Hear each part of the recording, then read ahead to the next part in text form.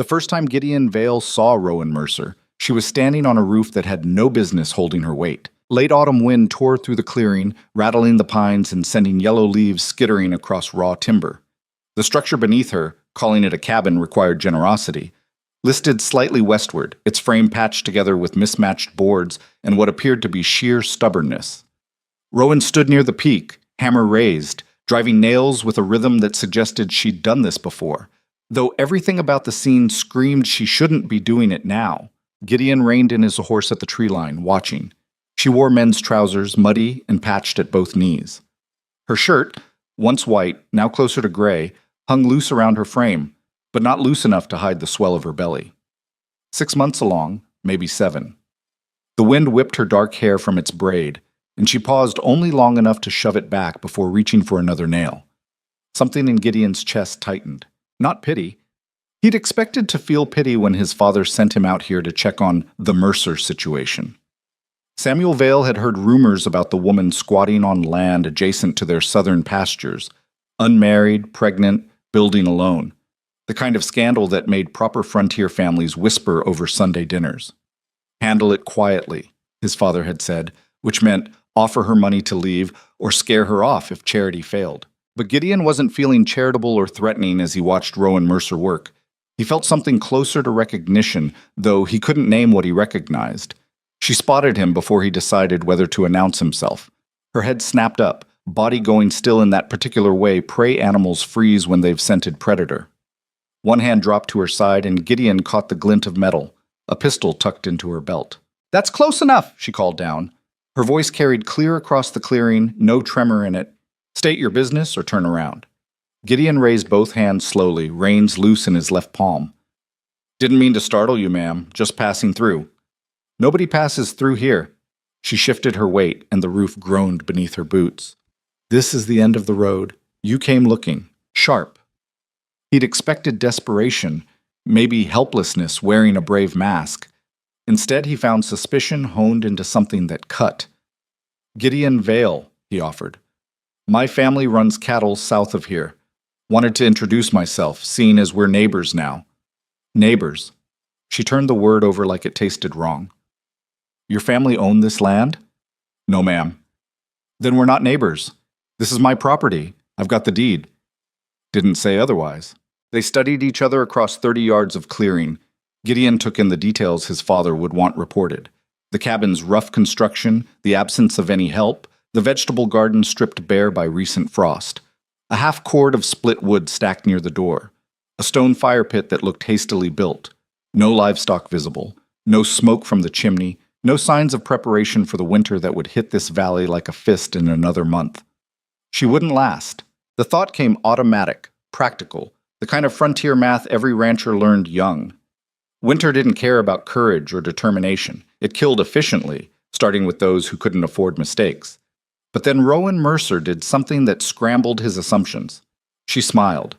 Not friendly, not welcoming, but genuine in its edges, like she'd heard his thoughts and found them amusing. "You can tell whoever sent you that I'm staying," she said. "I've survived worse than cold weather and small-minded neighbors, but I appreciate you riding all the way out here to worry about me." The sarcasm landed clean. Gideon felt his mouth quirk despite himself. "Nobody sent me." "Right." She turned back to her work, dismissing him. "Mind the fence line on your way out. I'll be adding wire next week." She drove another nail home, the crack of hammer on metal echoing across the clearing like punctuation. Gideon should have left then.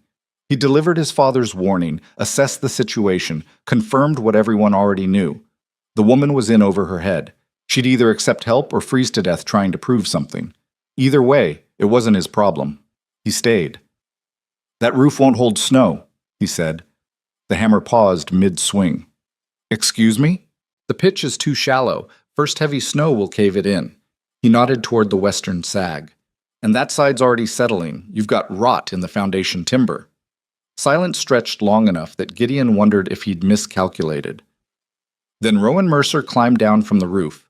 Not carefully, but with the quick efficiency of someone who'd learned to ignore pregnancy's changed center of gravity, and walked toward him.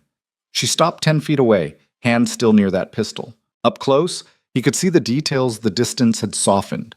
Calluses thick on her palms, a healing cut along her jawline, shadows under her eyes that spoke of too many nights working instead of sleeping. But her gaze stayed level, measuring him with an intensity that made Gideon feel suddenly, uncomfortably visible. "You're right," she said. "The pitch is wrong. The foundation's compromised. I know." "Then why? What?" "Because I'm building it anyway." She crossed her arms, defensive but not apologetic. "I've got 6 weeks before the first snow, maybe 8 if I'm lucky. This cabin doesn't need to be perfect. It needs to be standing. I'll fix what I can, live with the rest, and deal with problems as they come. That's how you survive when you don't have choices." "Everyone has choices." Her laugh came sharp and bitter, spoken like someone who's never run out of them. The words hit harder than she probably intended. Gideon thought about the dinner waiting for him back at his family's ranch house. 3 courses, polished silver, his father at the head of the table announcing plans for Gideon's future like he was livestock being bred for specific traits. Marry Celeste Ashbourne. Merge the properties. Produce heirs. Die having never decided a single important thing for himself. "You might be surprised," he said quietly. Something flickered in her expression. Recognition, maybe?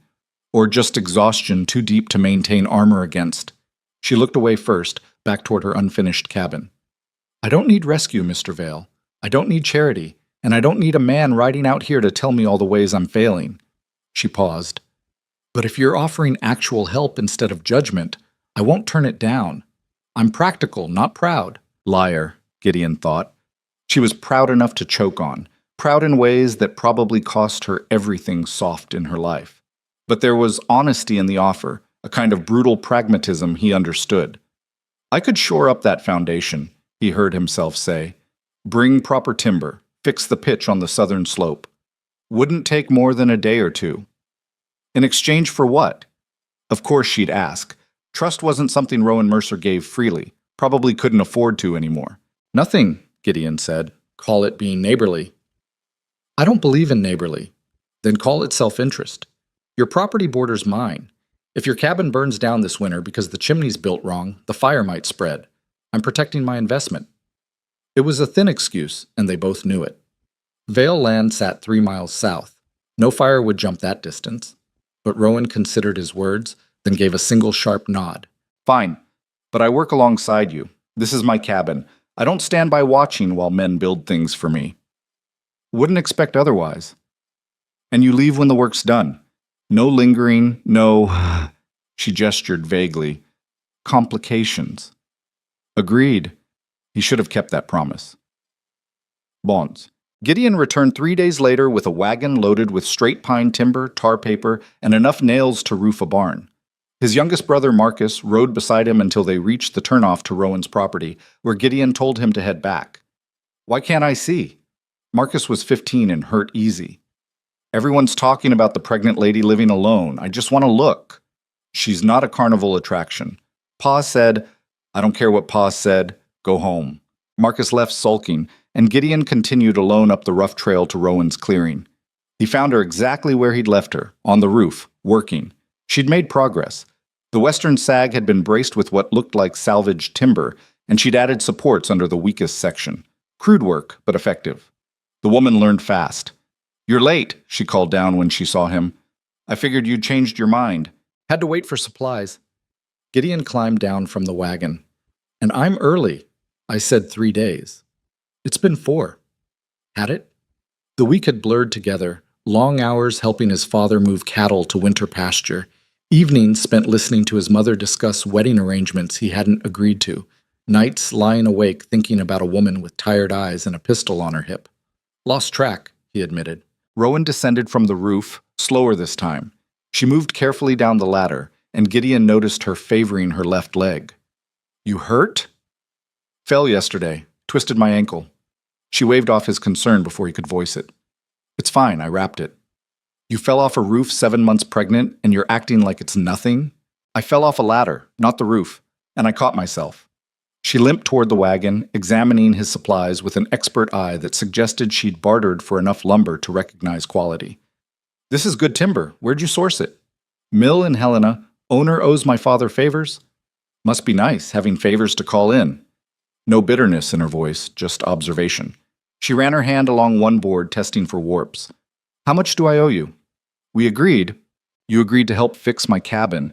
You didn't agree to buy me supplies. She straightened, meeting his eyes. I pay my debts, Mr. Vale. All of them. How much? Gideon calculated quickly. $15 in timber, maybe 5 more in tar paper and nails. $20 would barely dent his father's accounts, but for a woman living alone on land that probably cost her everything. $10, he lied. Her eyes narrowed. That's half what this costs. You're right, 12 then. I got a discount. They both knew he was lying. Rowan's jaw tightened, and for a moment Gideon thought she might throw his charity back in his face. Then she nodded once, sharp. $12. I'll have it by spring. No rush. There's always rush. Debt collects interest even when people claim otherwise.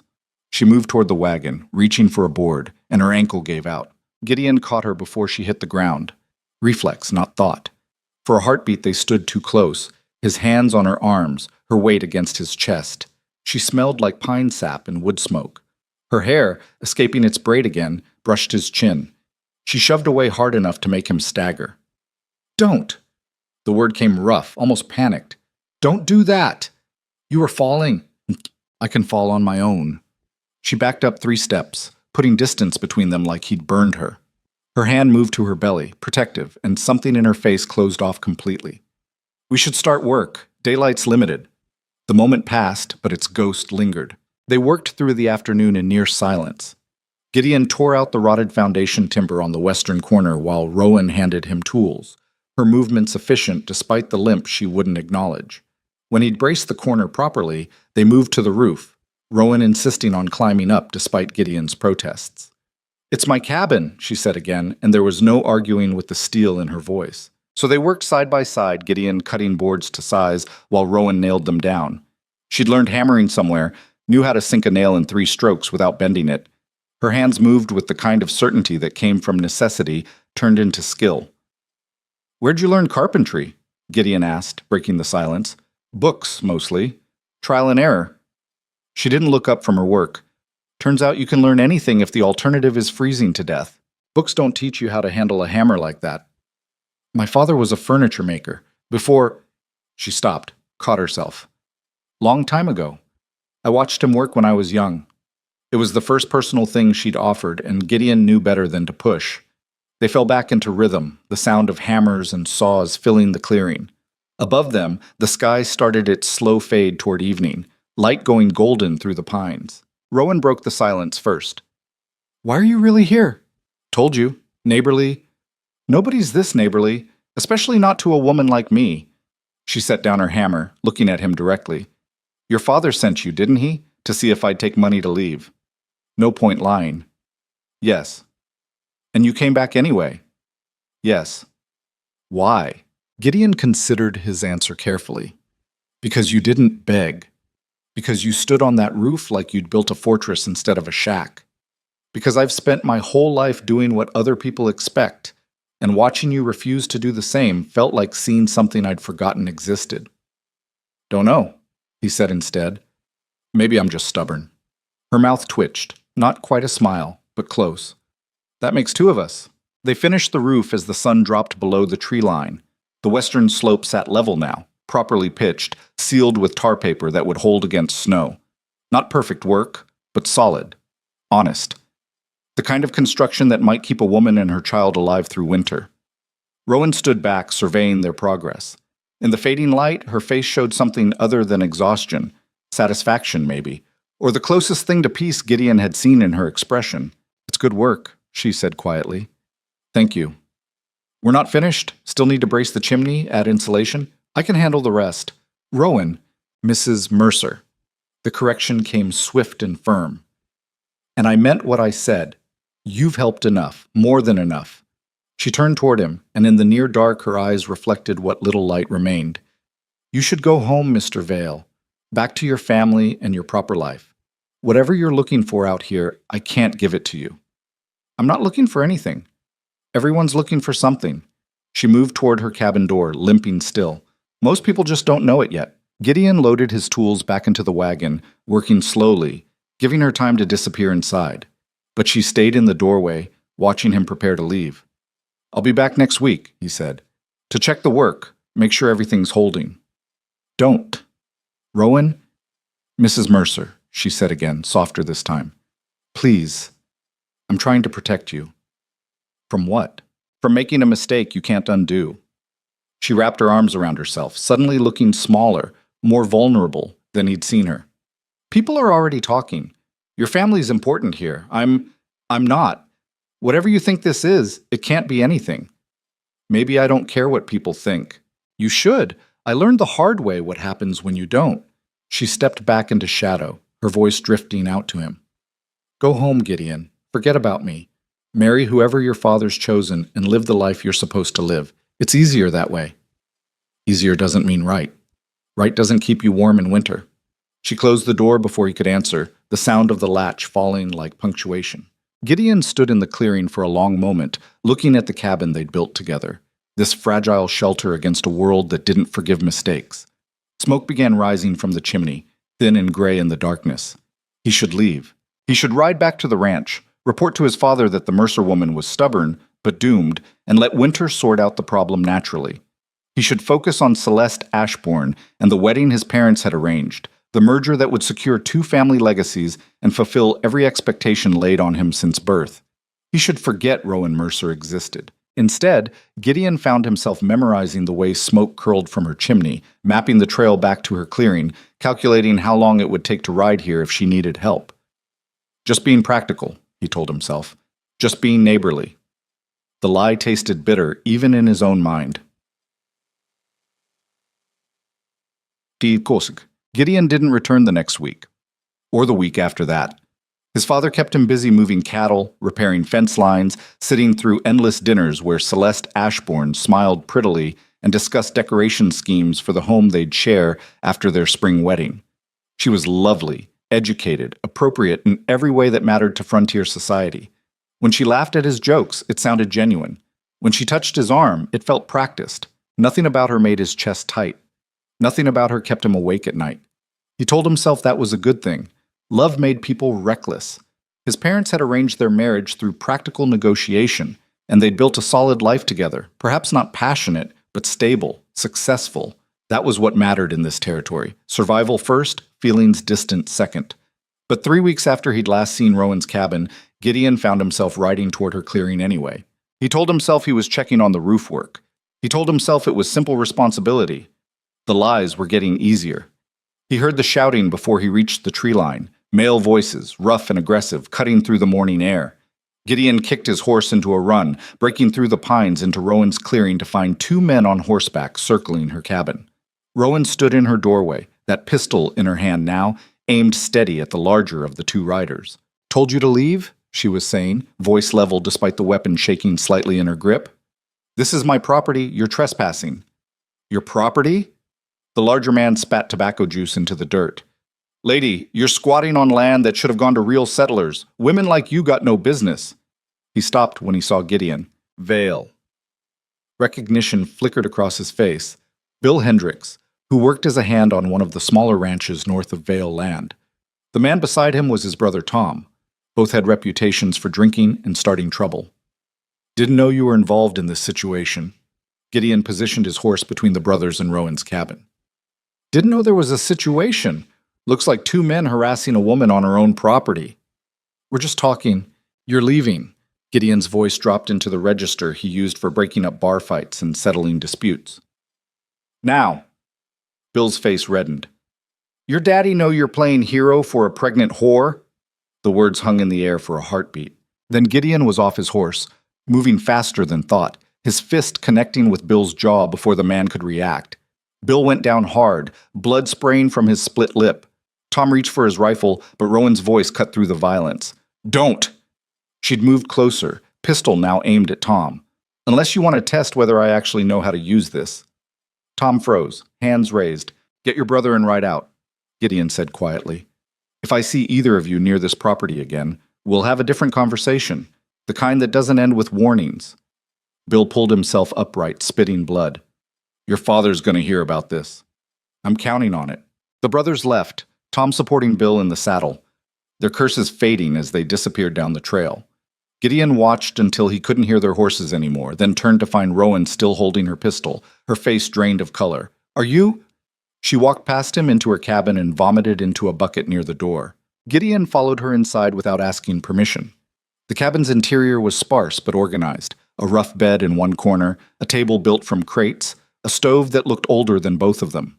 Rowan's few possessions were arranged with military precision, everything in its place, nothing wasted. She straightened slowly, wiping her mouth with the back of her hand. Morning sickness, she said. It's supposed to stop after the first few months, but apparently my body didn't get that information. Rowan, I had it handled. She set the pistol on the table with shaking hands. I didn't need you to... I know you didn't need me. Gideon moved closer, careful not to crowd her. But I'm glad I was here anyway. She laughed, the sound brittle. You shouldn't have hit him. Now there'll be talk. More talk. Your father can have whatever opinion he wants. You don't understand. She turned to face him, and the fear in her eyes hit harder than any punch. Men like that, they come back. And next time they might bring friends. I can't... Her voice cracked. I can't protect myself and a baby. Not against that. Then let me help. By doing what? Standing guard outside my cabin every night? She shook her head. You've got your own life, your own obligations. That woman they want you to marry, Celeste. Celeste? What's she going to think when she hears you're spending time with me? I don't care what she thinks. You should. Rowan moved to her stove, needing something to do with her hands. She began building a fire, movements automatic. You should care about all of it, your reputation, your family, your future. Those things matter here. So do you. The words came out before Gideon could stop them, hanging in the small cabin like smoke that wouldn't clear. Rowan's hands stilled on the kindling. Don't, she whispered. Please don't say things like that. Why not? Because I can't afford to believe them. She finished building the fire, struck a match, watched flames catch. I believed someone once, believed he loved me, that we'd build a life together. And when things got hard, when I needed him most, he called me a whore and walked away. The father. The man who should have been here helping her survive instead of leaving her to face this alone. I'm not him, Gideon said. Everyone says that. Rowan stood, facing him across the cabin's cramped space. Everyone means it when they say it, but when it comes down to choosing between love and convenience, between scandal and safety, people protect themselves. It's human nature. Is that what you think I'm doing? Protecting myself? I think you're a good man trying to help, but good men still have limits. She touched her belly again, that protective gesture. And I won't be the woman who destroys your life because I was foolish enough to trust again. Gideon crossed the cabin in 2 strides, stopping just out of reach. 3 weeks ago, you told me to forget about you, to go home and live the life I'm supposed to live. I meant it. I tried. He held her gaze, letting her see the truth he'd been trying to deny. I spent 3 weeks doing everything right. I sat through dinners with Celeste, planned a wedding I don't want, pretended I could just erase you from my mind, and I failed. Gideon, I'm not asking you to trust me. I'm not asking for anything except permission to make sure you survive this winter. He softened his voice. After that, if you still want me gone, I'll go. But let me help you until then. Please. She studied his face for a long moment, whatever she was looking for hidden behind walls he couldn't scale. Then, finally, she nodded. Until spring, she said, but when the snow melts, you leave. No arguments, no looking back. Agreed? It was a promise Gideon knew he wouldn't keep, but he lied anyway. Agreed. Must sense. November came hard and fast, turning the Montana Territory into something hostile. Gideon rode to Rowan's cabin 3 times a week, bringing supplies, helping shore up her defenses against winter. They cut and stacked firewood until her supply could have heated 3 cabins. They insulated walls with mud and straw, sealed every gap that might let cold creep in. They built a small lean-to for the goat Gideon convinced her to accept. Milk and meat, he'd argued, practical, not charity. Rowan had taken the goat with grudging thanks and named her Spite. The work fell into rhythm. Gideon would arrive mid-morning after finishing his obligations at the ranch. They'd work through the day, breaking only for the simple meals Rowan prepared, bread she baked herself, vegetables from her depleted garden, occasionally rabbit or grouse, when Gideon brought game. The meals were quiet, practical, punctuated by conversations that started surface level and gradually dove deeper. He learned she'd been a teacher back east, educated at a women's seminary. She learned he'd wanted to study veterinary medicine, but his father had crushed that dream. She mentioned her father's furniture workshop in passing, the way she'd grown up in a world of books and music. He described feeling trapped by expectations, legacy pressing down like stone. Neither spoke about the future beyond spring. Neither acknowledged what was building between them with each shared task, each conversation that lasted longer than necessary, each moment when their hands brushed passing tools, and neither pulled away quite as quickly as they should. But the territory noticed. "You're making a mistake," Samuel Vales said one evening, his voice cutting through dinner conversation like a blade. "That woman has a reputation. She has a cabin and a deed," Gideon interrupted, "same as anyone else. She's pregnant and unmarried. Whatever tragedy put her in that position, it's not your burden to fix." His father set down his fork with careful precision.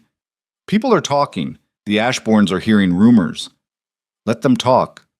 Gideon," his mother's voice gentle but firm, "we know you're trying to be kind, but kindness has consequences. Celeste is a sweet girl. She doesn't deserve—" "What about what I deserve?" The words exploded out of him before he could contain them. "Did anyone ask what I want?" Silence crashed over the dining room. "You want what every man wants," his father said finally. "A good wife, successful ranch, children who carry on your name.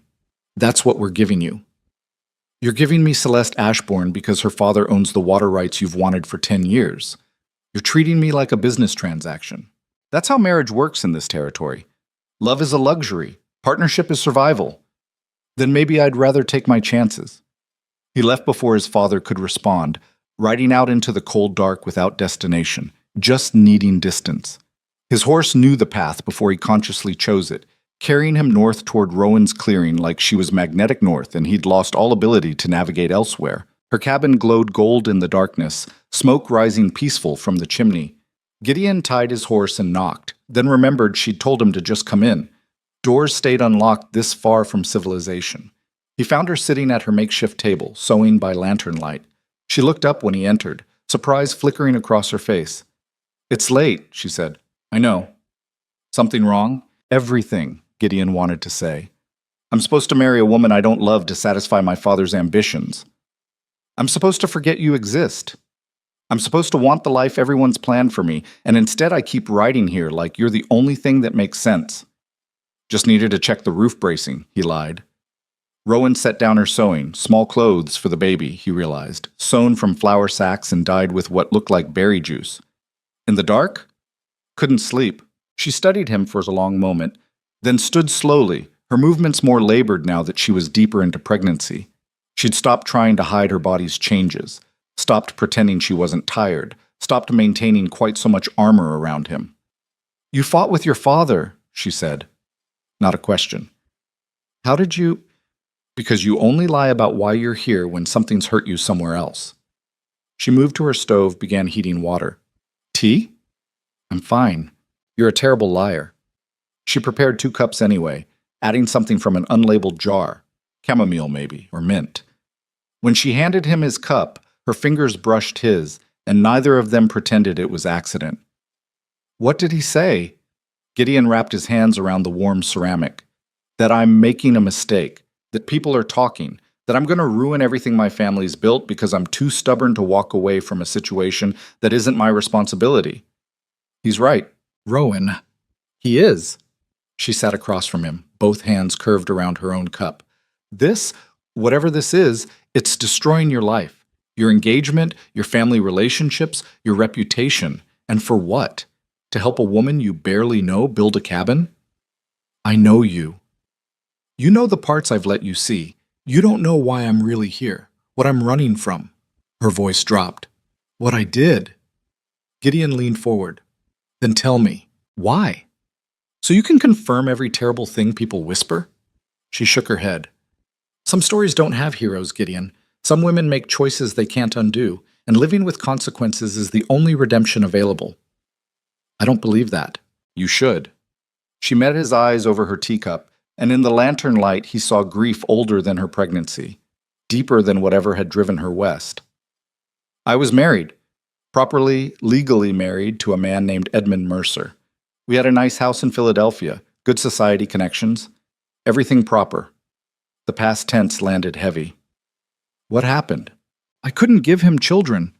The words came flat, rehearsed, like she'd told this story before and carved emotion out of it through repetition.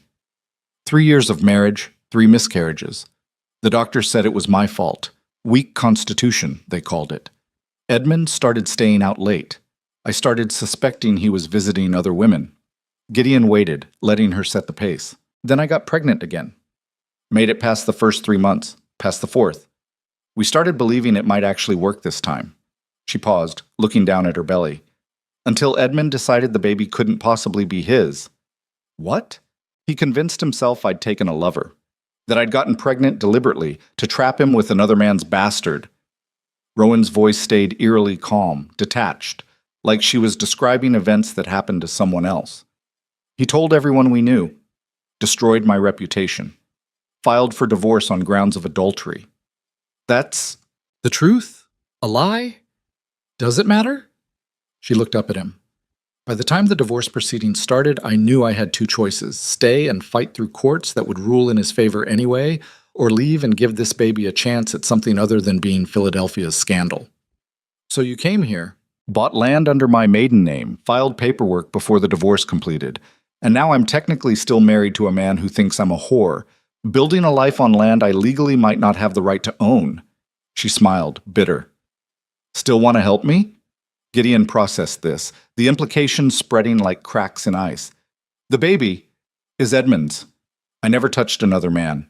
But truth doesn't matter when powerful people decide on a different story. They sat in silence, tea cooling between them. Outside, wind rattled the cabin walls, winter announcing itself in the darkness. Does he know where you are? Gideon asked finally. I don't think so. I was careful. She hesitated. But if he ever finds out, if he decides he wants to make trouble, this land, this cabin, everything I've built here could disappear in a court ruling, and I'd have nothing. You'd have me. The words dropped like stones into still water. Rowan's face shifted through emotions too quick to name. Don't. I mean it. You can't mean it. You don't understand what you're offering. She stood abruptly, needing distance. I'm not some damsel you rescue and everything works out beautifully. I'm legally married. My child is legitimate, but my reputation isn't. Helping me doesn't just risk your engagement. It risks making you complicit in whatever legal disaster might follow me here. I don't care. Then you're a fool.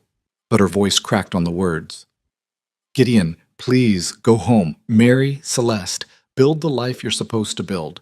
Let me figure this out alone. Why? He stood too, closing the distance between them. Why are you so determined to push me away? Because I can't. She stopped, breathing hard.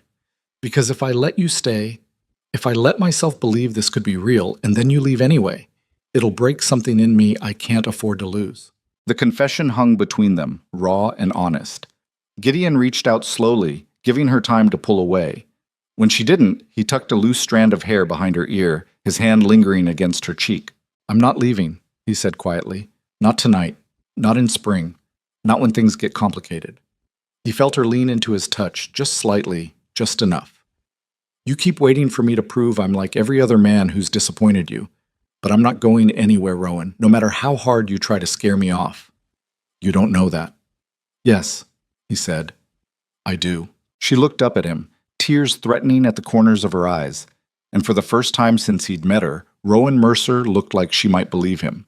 Then a horse's whinny shattered the moment. Gideon turned toward the door, instinct sharp. You expecting someone? No. The knock came hard and official, not friendly, not casual. Rowan's face went pale. She moved toward her pistol, but Gideon caught her wrist gently. Let me. He opened the door to find 2 men in dust-covered traveling coats, the shorter one holding a lantern that threw harsh shadows across his face. Sorry to disturb so late, the man said, his accent marking him as East Coast educated, probably Boston or New York. We're looking for a Mrs. Rowan Mercer. We were told she might be living at this address. Everything inside Gideon went cold. Who's asking? He said carefully. The man pulled a paper from his coat pocket. My name is Thomas Blackwell. I'm an attorney representing Mr. Edmund Mercer of Philadelphia. He looked past Gideon toward where Rowan stood frozen in the cabin's interior, and I have legal documents requiring Mrs. Mercer's immediate attention. The paper crackled in his hands, official, notarized, undeniable. Rowan's past had found her, and the expression on her face suggested it had brought exactly the disaster she'd been running from. The attorney's lantern light carved shadows across Rowan's face, turning her expression into something carved from stone. Gideon felt her retreat even though she hadn't moved, some internal collapse that happened behind her eyes, like watching a fortress seal its gates. "Mrs. Mercer," Thomas Blackwell said again, his voice carrying that particular smoothness lawyers cultivated. "I apologize for the late hour, but this matter requires immediate attention. May we come inside?" "No." Rowan's voice came out steady, harder than Gideon expected given how her hands were shaking. "Whatever you need to say, you can say it from where you're standing." Blackwell exchanged a glance with his companion, a silent, larger man who had the look of hired muscle dressed in respectable clothing. "As you wish. I've been retained by Mr. Edmund Mercer to deliver notice of legal proceedings concerning property disputes and custody matters related to, custody?" The word ripped from Rowan. "The baby isn't even born yet, which is precisely why Mr. Mercer wishes to establish legal parameters now before complications arise." Blackwell unfolded the paper with practiced efficiency. "My client maintains that certain assets acquired during your marriage, including funds used to purchase this property, were obtained through misrepresentation and so—" "Get off my land!" Rowan moved past Gideon to the doorway, and he saw her slipping back into that armor she wore, the one that made her seem taller, more dangerous. "I don't care what your client maintains. This land is mine. I bought it with money I earned before I ever met Edmund Mercer. The deed is legal and recorded." "That may be, but Mr. Mercer contests the timeline, and—" "I said, get off my land!" Blackwell's smile thinned. "Mrs. Mercer, I understand you're upset, but refusing to accept service of these documents won't make them disappear. The court in Helena has already—" "Helena?" Gideon cut in. "Edmund Mercer's in Philadelphia. What jurisdiction does he have here?" The attorney turned his attention to Gideon for the first time, really looking at him. Whatever he saw made his expression sharpen. "And you are?" "Gideon Vale. This is my property you're standing on." A small lie, but worth telling. Blackwell's eyes narrowed slightly, calculating. "Mr. Vale, I see. Is there a particular reason you're answering on Mrs. Mercer's behalf?" "There's a particular reason I'm asking you to state your business and leave before you're removed." The larger man shifted his weight, not threatening, just visible.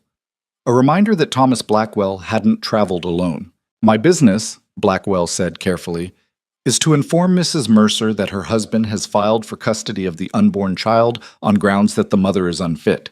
He's claiming abandonment of marital duties, theft of marital assets, and conduct unbecoming a proper parent. Additionally, he's petitioning to have the property deed nullified on the basis of fraud." Rowan made a sound somewhere between a laugh and a gasp. "Unfit! He's calling me unfit. Given your current living situation, unmarried, isolated, lacking proper medical care or community support, Mr. Mercer believes any reasonable court would agree the child's welfare requires paternal intervention." "The child he swore wasn't his." Rowan's voice went cold. "The child he called a bastard in front of half of Philadelphia. That child." Blackwell didn't flinch. "My client has reconsidered certain accusations made in anger. He's willing to acknowledge paternity in exchange for full custody and the return of contested assets." "How generous." "He's also prepared to offer a financial settlement, a substantial one, if you cooperate voluntarily, enough to start over somewhere, establish yourself comfortably, without my child, with the security of knowing the child will be raised in a proper home, with resources and social standing you cannot provide." Blackwell took a step forward, and Gideon matched him, blocking the movement. The attorney stopped. "Mrs. Mercer, please understand, I'm not here to intimidate you. I'm here to present options. You can fight this in court, spend what little money you have on lawyers and still lose. Or you can accept Mr. Mercer's offer and walk away with your dignity intact." "My dignity." Rowan repeated the word like it was foreign. "Tell me, Mr. Blackwell, how much dignity comes with selling your child?" "That's not what I'm suggesting." "Oh, this. Yes, it is." She stepped fully into the doorway now, And Gideon saw the woman who'd stood on that half-built roof months ago, the one who'd faced down Bill Hendricks with a pistol and no backup. You're suggesting I give up the only thing I have left because fighting would be inconvenient for everyone, because women like me should know our place and accept whatever scraps powerful men decide to throw us. I'm suggesting you be practical. I am being practical. Rowan's hand moved to her belly, protective. This baby is mine. I carried her through 3 months of sickness and 7 months of building a life from nothing. Edmund Mercer had his chance to be a father. He chose to call me a whore instead. He doesn't get to change his mind now that abandoning us looks worse than keeping us. Blackwell sighed, the sound of a man dealing with an unreasonable woman. Then you refuse Mr. Mercer's offer. Tell your client he can go to hell. Very well. The attorney refolded his papers with precise movements. I'll file notice that service was attempted and refused. The court will proceed accordingly. You should expect a summons within the next few weeks. He paused. And Mrs. Mercer? I'd advise you to retain legal counsel. Montana territorial courts tend to favor established residents over newcomers, especially in matters involving children. Is that a threat? That's a fact. Blackwell nodded to his companion, and both men turned toward their horses. Good evening, Mrs. Mercer. Mr. Vale. They watched the attorney and his silent partner ride away, lantern light bobbing through the darkness until it disappeared completely. Only then did Rowan move, stumbling back from the doorway like someone had cut her strings. Gideon caught her before her legs gave out, guided her to the chair by her table. She was shaking, not crying. Gideon suspected Rowan had forgotten how to cry somewhere along the way, but shaking hard enough he could feel it when he touched her shoulder. Hey, he said quietly, look at me. She didn't. Her gaze stayed fixed on the floor, focused on nothing. Rowan. He found me. Her voice came out hollow. After everything, he found me. We'll fight this. Fight it? How? She looked up at him then, and the despair in her eyes was worse than anger. You heard what he said. Edmund's established, wealthy, connected. I'm a woman living alone in a cabin I might not legally own, pregnant with a child he can claim. What judge in Montana is going to rule in my favor? One who hears the truth. The truth doesn't matter. It never matters. She wrapped her arms around herself. He's going to take her, my daughter. The only thing I've ever fought for, that was completely mine. And he's going to take her because the law says men like him deserve more than women like me. Gideon crouched in front of her, forcing her to meet his eyes. Listen to me. Edmund Mercer doesn't get to do this. We'll find a lawyer, a good one. We'll fight him in court and win. With what money? I can barely afford to eat through winter. I have money. I won't take your money. The response came automatic, defensive. I already owe you too much.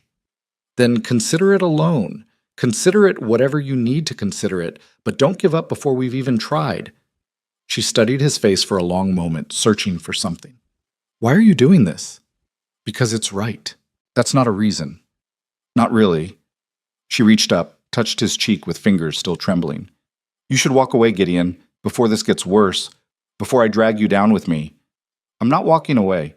You keep saying that, but eventually nothing. He covered her hand with his, holding it against his face. I meant what I said earlier.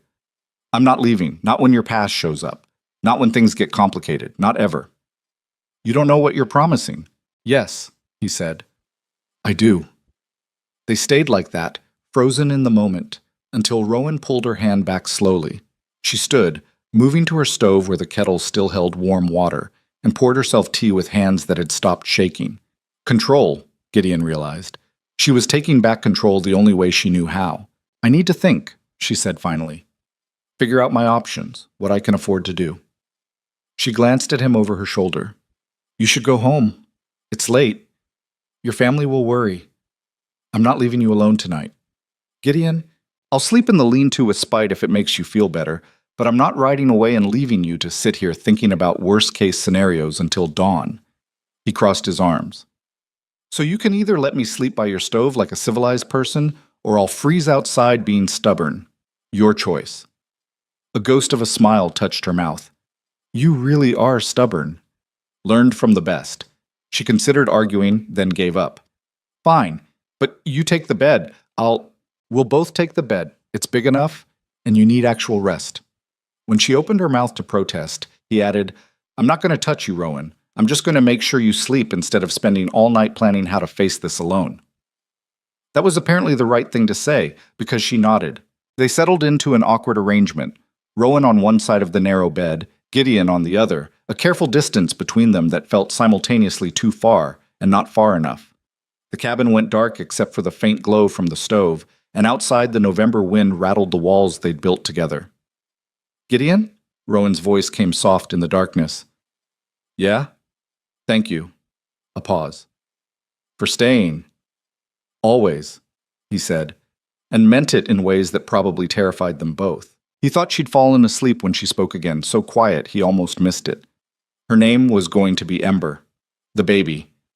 I've been calling her that in my head for months. Gideon turned toward her voice in the darkness.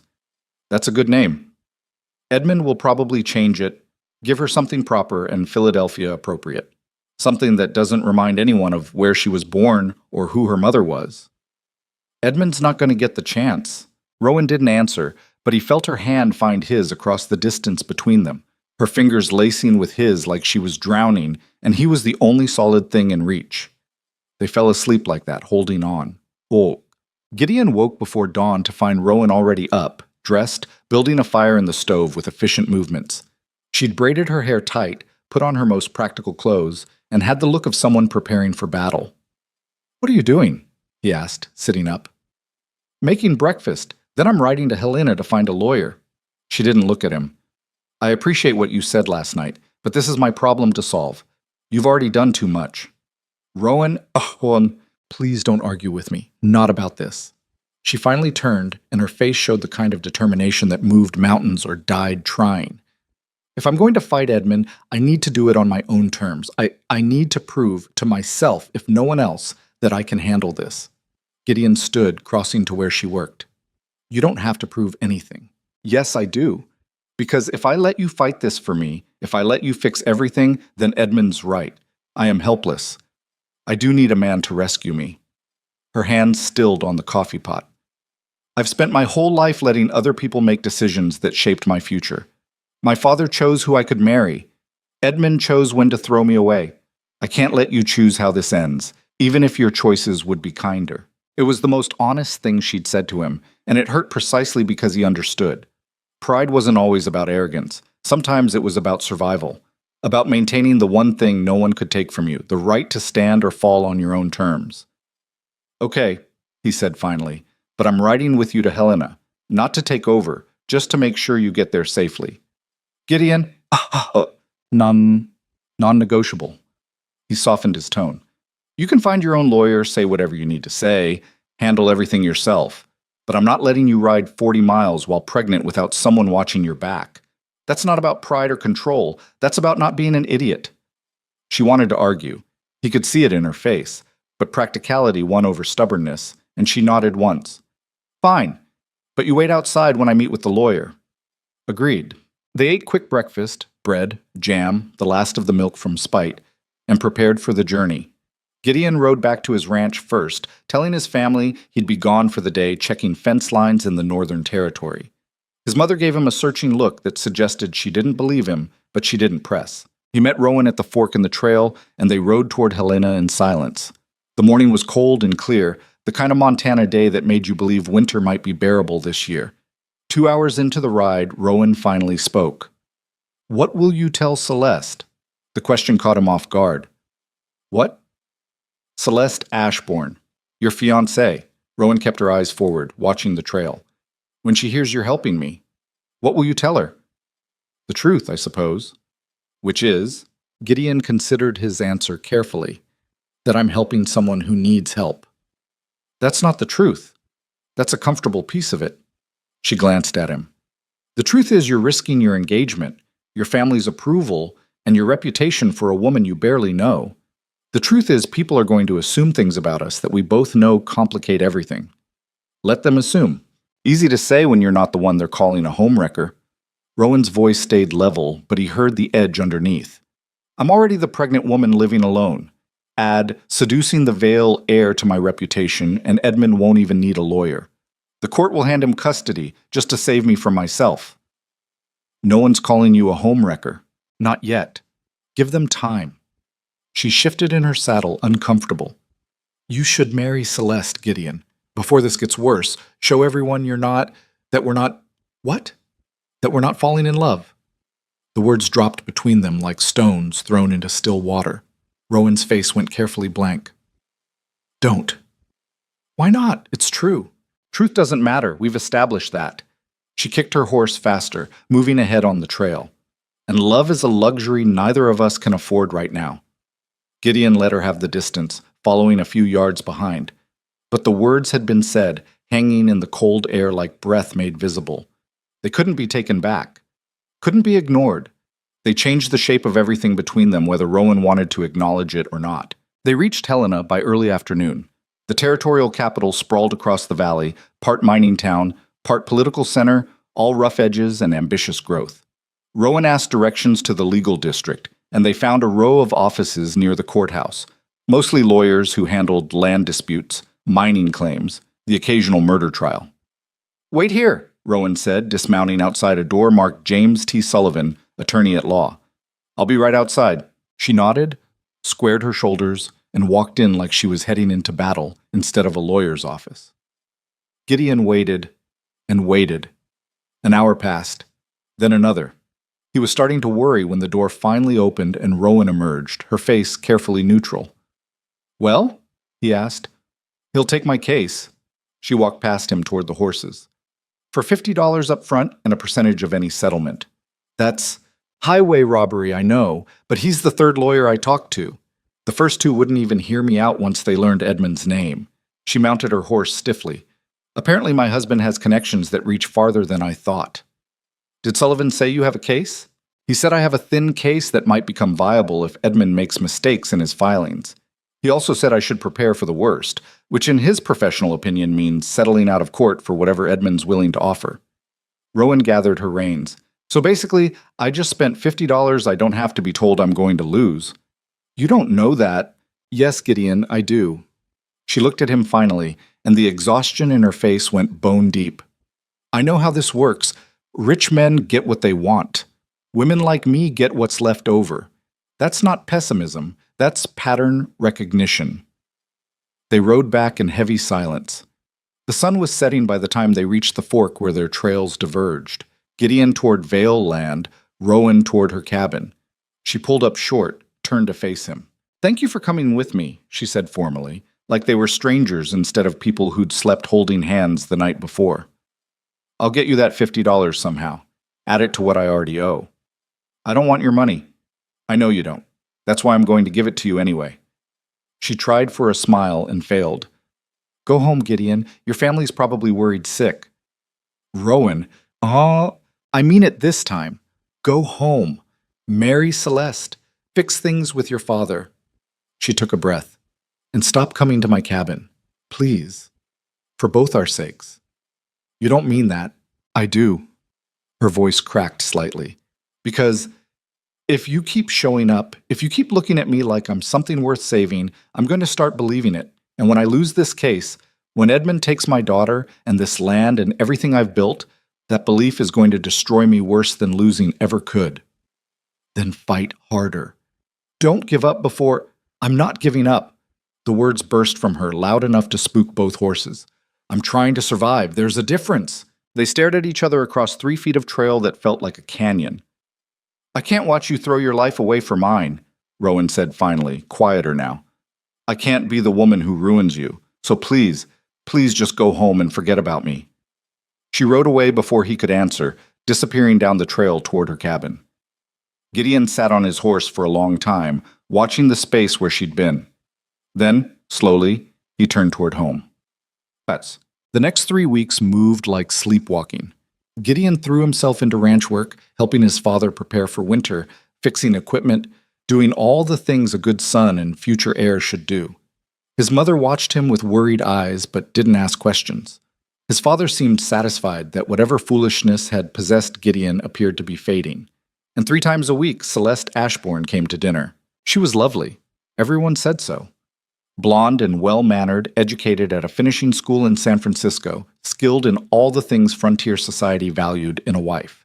She played piano beautifully. Her needlework was exceptional. She laughed at appropriate moments and never contradicted anyone in public. Sitting across from her at dinner, Gideon felt like he was suffocating. "You seem distracted," Celeste said one evening, catching him staring into his wine glass instead of listening to her story about a shopping trip to town. "Is everything all right?" "Just tired. Long day." "Of course." She reached across the table, touching his hand. Her fingers were soft, uncalloused, nothing like Rowan's work-roughened skin. "You work so hard. I'm sure once we're married and settled, you'll be able to rest more." Settled. The word made him want to run. "Celeste," he heard himself say, "why are you marrying me?" She blinked, startled. "What kind of question is that?" "An honest one." "Well, because our families arranged it. Because it makes sense. Because we're suited to each other." She smiled uncertainly. "Why are you marrying me?" "Because I don't know how to say no. Because it's what everyone expects. Because the woman I actually want has locked me out of her life to protect me from her disaster." "Same reasons," he lied. Celeste studied him for a moment, and something sharp flickered in her eyes. Not hurt exactly, but calculation. "You're thinking about her, aren't you? That woman living alone north of here." Gideon went still. "What?" "People talk, Gideon, especially about the Vale heir spending time with an unmarried pregnant woman." She withdrew her hand. "My father asked me if I knew about it, if I was aware my fiancé was the subject of certain rumors." "What did you tell him?" "That I trusted you completely. That whatever you were doing was charitable, not scandalous." She paused. "Was I wrong?" The question hung between them, loaded. Gideon could lie, should lie, could tell Celeste that Rowan meant nothing, that he'd been doing his Christian duty helping someone less fortunate, that his heart belonged completely to his intended bride. Instead, he told the truth. "I don't know," he said quietly. "I don't know what's between us or what it means. I just know I can't stop thinking about her. And I know that's not fair to you." Celeste's face went carefully neutral. "I see. I'm sorry." "Don't." She stood, gathering her shawl. "Don't apologize for something you can't control. It makes it worse." "Celeste, I should go."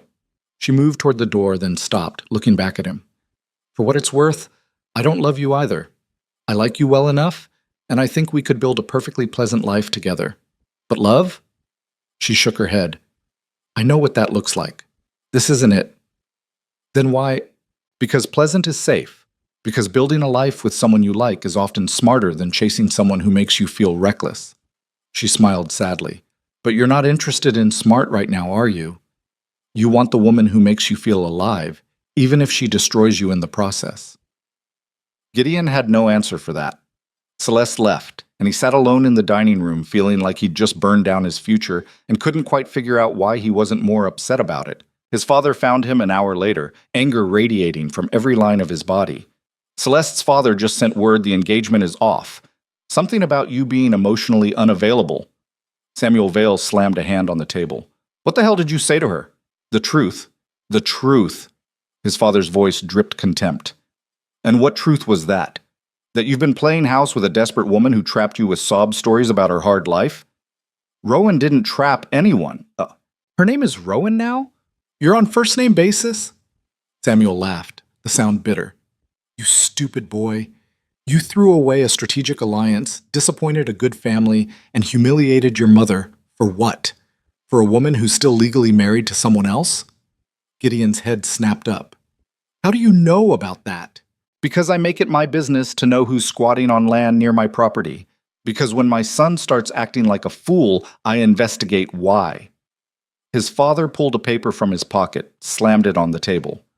"Rowan Mercer, née Sullivan, married to Edmund Mercer 3 years ago in Philadelphia. No divorce on record in Montana or Pennsylvania, which means whatever you think is happening between you is adultery in the eyes of the law. Edmund abandoned her. Edmund filed for divorce in Pennsylvania, which she ran from before it could be finalized. That doesn't make her single. That makes her a woman hiding from legal proceedings." Samuel leaned forward. "And now her husband's come to claim what's his. The child, the property, probably her freedom if he pushes hard enough. And you want to throw yourself into the middle of that mess?" "I want to help her." "You want to destroy yourself trying to save someone who can't be saved. There's a difference." His father straightened. Here's what's going to happen. You're going to apologize to the Ashbournes, beg Celeste to reconsider, and you're going to stop this foolishness before it costs us everything. And if I don't? The silence stretched long and dangerous. Then you make a choice, Samuel said finally. Your family and your future, or that woman and whatever doomed fantasy you've built around her. But understand, if you choose her, you choose it alone. No family money, no inheritance, no Vale name backing you when this all falls apart. You'd disown me. I'd let you learn the hard way what happens when pride and passion override common sense. His father's voice softened slightly. Son, I'm not trying to be cruel. I'm trying to save you from a mistake that will haunt you for the rest of your life. That woman has nothing to offer you except complications and heartbreak. Maybe that's enough. Samuel Vale stared at his son for a long moment, then shook his head. Then you're a bigger fool than I thought. He left Gideon alone with the ultimatum hanging in the air like smoke. Gideon rode to Rowan's cabin that night, knowing he shouldn't, unable to stop himself. He found her inside, reading by lantern light, a battered book that looked like it had survived multiple owners. She looked up when he entered, surprise flickering across her face. Gideon? What are you? My engagement's off. She stood slowly, setting the book aside. What?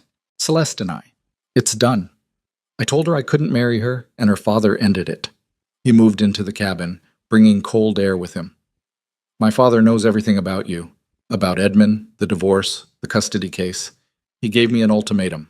Apologize to the Ashbournes and forget about you, or lose everything. Rowan's face went pale.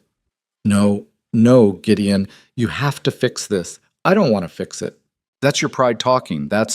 She pressed her hands to her face. This is my fault. I should have never let you help me. Should have pushed harder. Stop! He crossed the space between them, pulled her hands away from her face. Stop blaming yourself for other people's choices. I ended my engagement because I didn't love Celeste. Because marrying her would have been wrong. You didn't make me do anything. But your family, will either accept my decision or they won't. Either way, it's my choice to make. He held her gaze. I'm not here asking for permission or approval. I'm here because I need you to stop pushing me away. Stop trying to protect me from consequences I'm willing to face. Why? The word came out broken. Why would you risk everything for this? For me. Because love isn't supposed to be safe or convenient or approved by everyone around you. He cupped her face in his hands, feeling her tremble. It's supposed to be worth fighting for, even when the fight looks impossible. We'll lose everything. Then we'll lose it together. Rowan kissed him first, sudden and desperate, like she'd been holding back for months and finally broke. Gideon pulled her closer, careful of her belly between them, tasting salt from tears he wasn't sure were hers or his. When they broke apart, she was crying, really crying this time. Not the controlled emotion she usually allowed herself, but something raw and honest. I'm so scared, she whispered. I'm terrified I'm going to lose her. That Edmund's going to take everything and you'll be left with nothing because you chose wrong. I didn't choose wrong. I chose you. That might be the same thing. Then we'll find out together. He kissed her forehead, her cheeks, the tears tracking down her face. But I'm not leaving. Not now. Not when Edmund shows up. Not ever. You need to accept that. She nodded against his chest, holding on to him like he was the only solid thing in a world that wouldn't stop shaking. They stood like that until the lantern burned low and the cabin grew cold.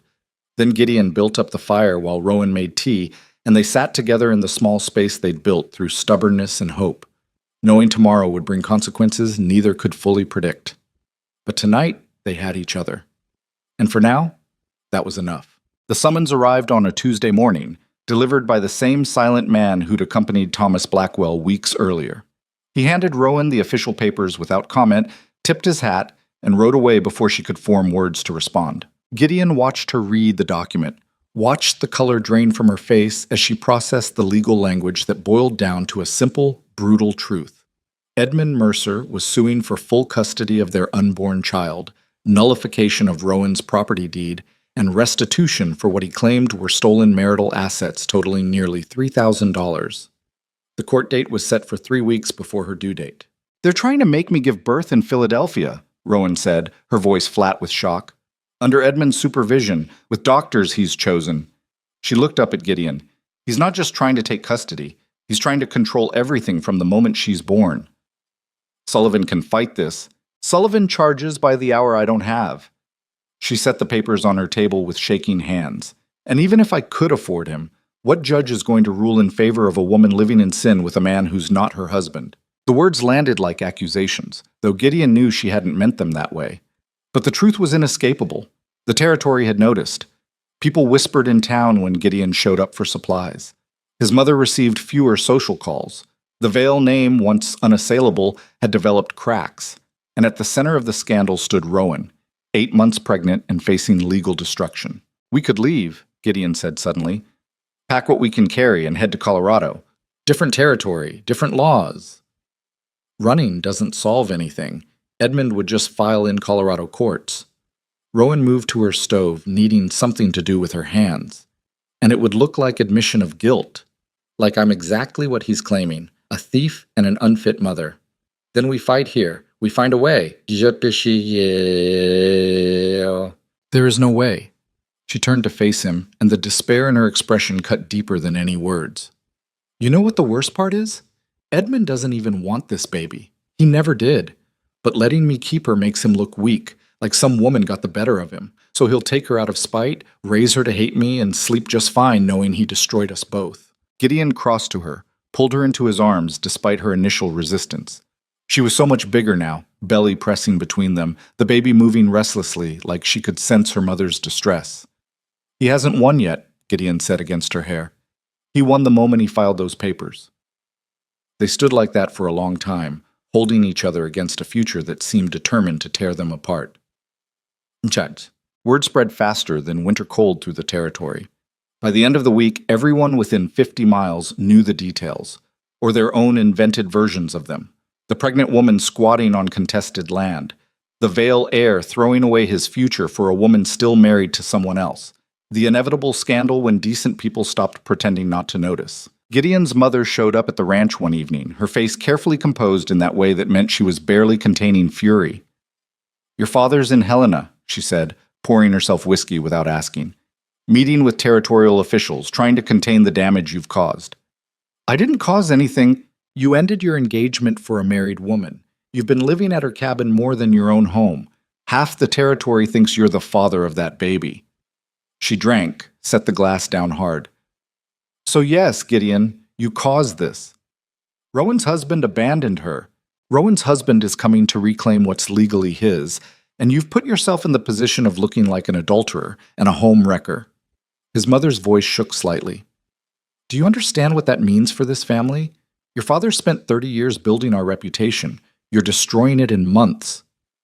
Maybe that reputation wasn't worth having if it required me to turn my back on someone who needed help." "Help?" She laughed bitterly. "Is that what you call it? Because from where I'm standing, it looks like a young man confusing guilt and attraction for something meaningful. You feel sorry for her, Gideon. That's not the same as love." "You're wrong." "Am I?" His mother moved closer, and he saw genuine pain in her eyes now. "Then answer me this. When Edmund Mercer takes that baby, when Rowan loses her land and has nothing left, will you still want her? When she's just a bitter woman who reminds you daily of everything you sacrificed for nothing, will you still feel the same?" "Yes." "You can't know that." "I do know that." Gideon met his mother's gaze steadily. "Because I'm not staying for who she might become. I'm staying for who she is now, someone who's fought harder than anyone I've ever known for the chance to build a life on her own terms. Someone who pushes me away to protect me, even when she's terrified of being alone. That's not guilt or attraction, that's love." His mother stared at him for a long moment, then sighed heavily. "Your father's going to disown you. You know that, right? The money, the land, everything you were supposed to inherit, he'll cut you out completely." "I know. And you're choosing her anyway." "I'm choosing us." She poured another whiskey, drank it slower this time. "Then I hope she's worth it, because once your father makes his decision, there's no going back. You'll be on your own." "I've been on my own for a while now, just didn't realize it until I met someone who knew what that actually meant." His mother left without another word, and Gideon sat alone in the ranch house that had been his home for 26 years, wondering how much longer he'd be welcome inside it. Chop. The town meeting happened 3 days later. called by the Territorial Council to discuss matters of community standards and proper conduct. Everyone knew what it really meant, a public trial of Rowan Mercer and anyone stupid enough to defend her. Gideon arrived with Rowan despite her protests that he should stay away. They walked into the community hall together, and the conversations died like candles snuffed out. 200 pairs of eyes tracked their movement to the back row, judgment written clearly on every face. Thomas Blackwell sat at the front, Edmund Mercer's proxy, radiating smug confidence. James Sullivan, Rowan's attorney, looked uncomfortable and underprepared beside him. Council Chairman William Morrison called the meeting to order, his voice carrying false warmth. We're here tonight to discuss concerns raised about property disputes and moral conduct that may impact our territory's reputation. Mr. Blackwell, you've requested this forum. Please proceed. Blackwell stood every inch the polished Philadelphia lawyer. Thank you, Chairman. I'll be brief. My client, Mr. Edmund Mercer, is a respected businessman whose wife abandoned him while pregnant with his child. She fled to this territory using marital funds to purchase property under fraudulent pretenses. Mr. Mercer is simply attempting to reclaim what's legally his child, his money, and his wife's return to her proper place. Murmurs rippled through the crowd.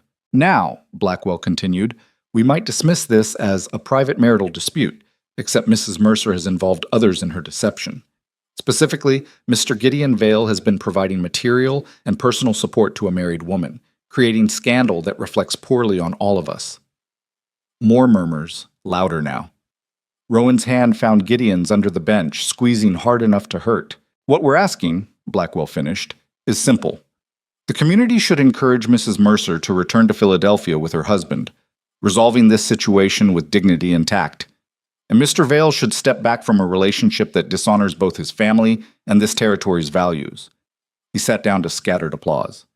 Morrison turned to Rowan. Mrs. Mercer, would you like to respond? Gideon felt her tense beside him. They discussed this, staying quiet, letting Sullivan speak, not giving Blackwell ammunition. But Rowan stood anyway, pulling her hand from his, and walked to the front of the hall. She was so clearly pregnant now, belly prominent under her simplest dress, that every woman in the room could count backward and do the math. She stood before 200 people ready to condemn her, and her voice came out steady. My name is Rowan Sullivan Mercer, she began. I came to this territory 6 months ago because my husband accused me of adultery, claimed the child I'm carrying isn't his, and destroyed my reputation to cover his own infidelity. Shocked silence. I didn't run from a good marriage. I escaped a man who decided abandoning his pregnant wife was easier than admitting he was wrong. She looked directly at Blackwell. And now that Edmonds realized how it looks, a wealthy man throwing away his own child, he wants to rewrite history. Pretend he's the victim. Take my daughter to save his pride. Mrs. Mercer, Morrison interrupted. This is inappropriate. What's inappropriate is a community meeting called to shame a woman for having the audacity to survive. Rowan's voice rose slightly. I bought my land legally. I built my cabin with my own hands. I've asked nothing from anyone except the right to live in peace. And yes, Gideon Vale helped me. Helped a neighbor. Helped someone who needed it. Since when is kindness grounds for public trial? Kindness isn't the issue, Blackwell interjected smoothly. The issue is a married woman entertaining a single man inappropriately. I'm not married. The words dropped like stones into water. Not really. Not in any way that matters. The hall erupted. People shouting, women gasping, Morrison hammering for order. Gideon stood, instinct driving him toward Rowan, but she held up a hand, stopping him. Edmund Mercer filed for divorce 3 months into my pregnancy, she said, speaking over the noise. He wanted it documented that he didn't believe the baby was his, that I was unfaithful. The proceedings were nearly complete when I left Philadelphia. I have the papers to prove it. Papers that were never finalized, Blackwell countered, which means you're still legally bound to Mr. Mercer, and any relationship with Mr. Vale constitutes adultery. Then let Edmund finish the divorce, Rowan shot back. Let him go under oath and explain why he suddenly wants a child he publicly disowned. Let him tell a court why his pride matters more than this baby's welfare. Your welfare is precisely the concern. Blackwell's voice dripped false sympathy. You're living in a crude cabin, unmarried, dependent on the charity of a man who's not your husband. What court would consider that a fit environment for a child? A court that values truth over appearances. A court that... Rowan stopped suddenly, her hand moving to her belly. Her face went pale. Gideon was moving before conscious thought, reaching her as her knees buckled. He caught her, lowered her carefully to a chair someone shoved forward.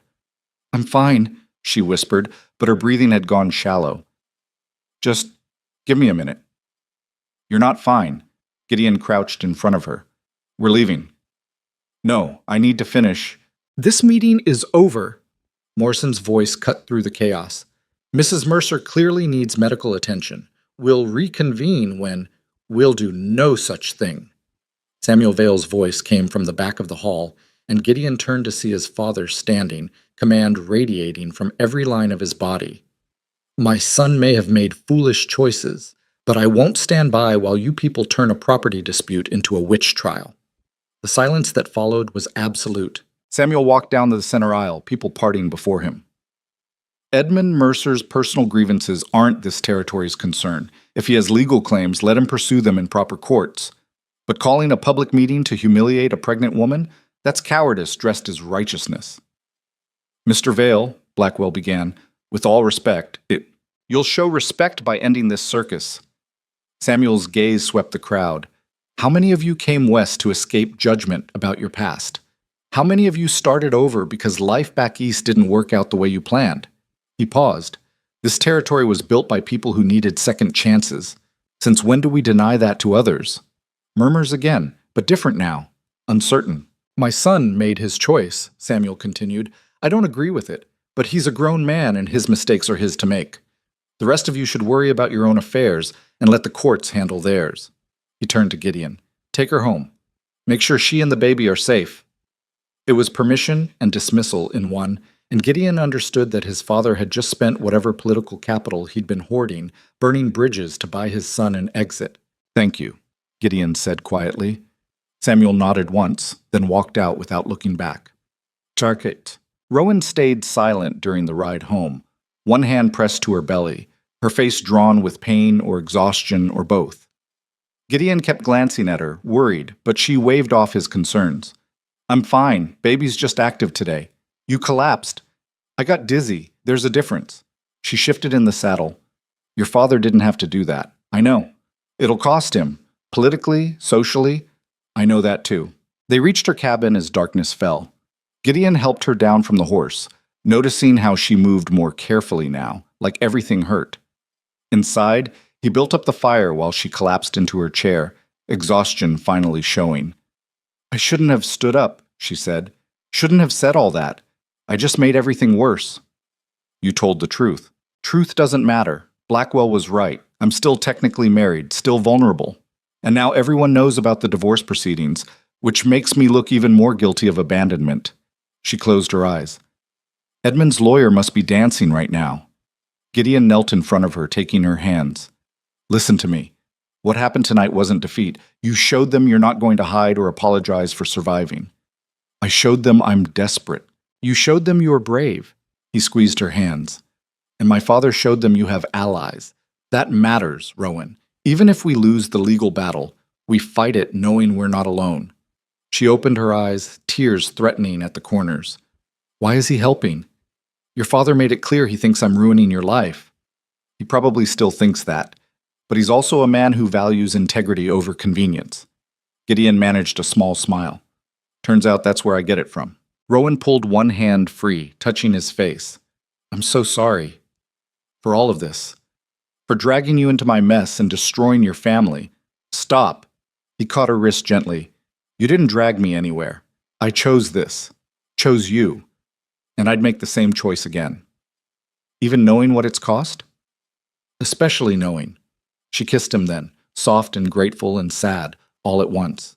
When they broke apart, she rested her forehead against his. "I need to tell you something," she whispered. "Something I should have said before, but I was too scared." "What?" "The divorce papers Edmund filed, they're real. But they're not complete.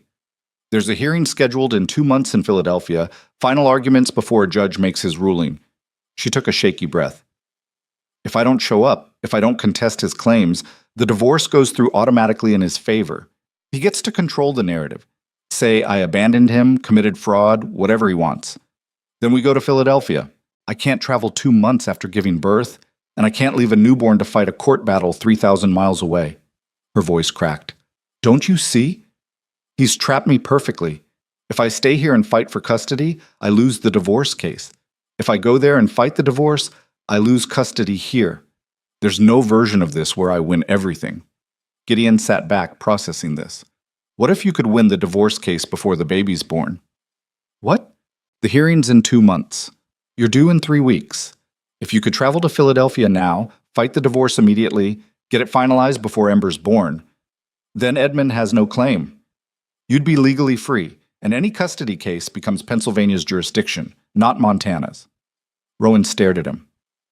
That's insane. I'm 8 months pregnant. The journey alone is dangerous, I know, but staying here means losing in slow motion. He stood, pacing. We could take the train most of the way. Travel careful. You'd have me with you the entire time. And if I go into labor early, if something goes wrong in some town where nobody knows us and every doctor thinks I'm an unwed mother, then we handle it, together. He stopped pacing, looked at her directly. Rowan, I know it's a risk, but what's the alternative? Wait here while Edmund's lawyers build their case, then lose everything anyway? She was quiet for a long time, one hand absently rubbing her belly where the baby kicked. Finally, she looked up at him. If we do this, if we go to Philadelphia, there's no guarantee it works. The judge might rule in Edmund's favor anyway. We could travel all that way for nothing. Or we could win. Or we could lose and be stuck there when I give birth, completely at Edmund's mercy. She took a shaky breath. But you're right. Staying here is just losing slowly. At least in Philadelphia, I have a chance to tell my side before a judge. Then we go. When? As soon as possible. Tomorrow, if we can manage it. Gideon moved to her trunk, started pulling out clothes. Pack what you need. I'll arrange tickets to Helena, then east from there. We can... Gideon. Her voice stopped him. If we do this, if we go, your father's protection only reaches so far. Once we're in Philadelphia, in Edmund's territory, you're just a man helping his married mistress fight her husband. That's how everyone will see it. I don't care how it looks. You should. Because if this goes wrong, you won't just lose your inheritance. You could face legal consequences. Alienation of affection suits, criminal complaints. Edmund's connected enough to make your life hell. Then it's a good thing I'm not planning on losing. He crossed back to her, pulled her to her feet. Pack, Rowan. We're going to Philadelphia. We're going to face Edmund Mercer in court, and we're going to win. She searched his face, looking for doubt or hesitation. Finding none, she nodded slowly. Okay, we go. They spent the night preparing, packing what little Rowan owned into bags small enough to travel with. Gideon rode back to the ranch before dawn, finding his father in the stable, checking horses. I need money, Gideon said without preamble. Enough for train tickets to Philadelphia, lodging, court fees. Call it a loan if it makes you feel better, but I need it today. Samuel looked at him for a long moment. Philadelphia. She has to contest the divorce in person. It's the only way to win. Or the fastest way to lose everything. His father moved to a stall, checking the horse inside. You're asking me to fund a fool's errand. I'm asking you to help me do the right thing. The right thing. Samuel laughed bitterly.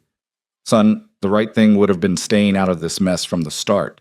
But since you're apparently determined to see it through to disaster, I suppose I can't stop you. He pulled a leather pouch from his coat, handed it to Gideon. The weight suggested several $100s at least. This is the last help you get from me, Samuel said quietly. After this, you're on your own. Win or lose in Philadelphia, don't come back here expecting the Vale name to protect you. That bridge is burned. I understand. Do you? Because once you leave, once you choose her over everything else, there's no undoing it. You'll be tied to whatever consequences follow for the rest of your life. I know. Gideon pocketed the money. And I'm choosing it anyway. His father studied him, and something shifted in his expression. Not approval exactly, but maybe a grudging respect. You're braver than I was at your age. Or more foolish, probably both. Probably. Take care of her, and the baby.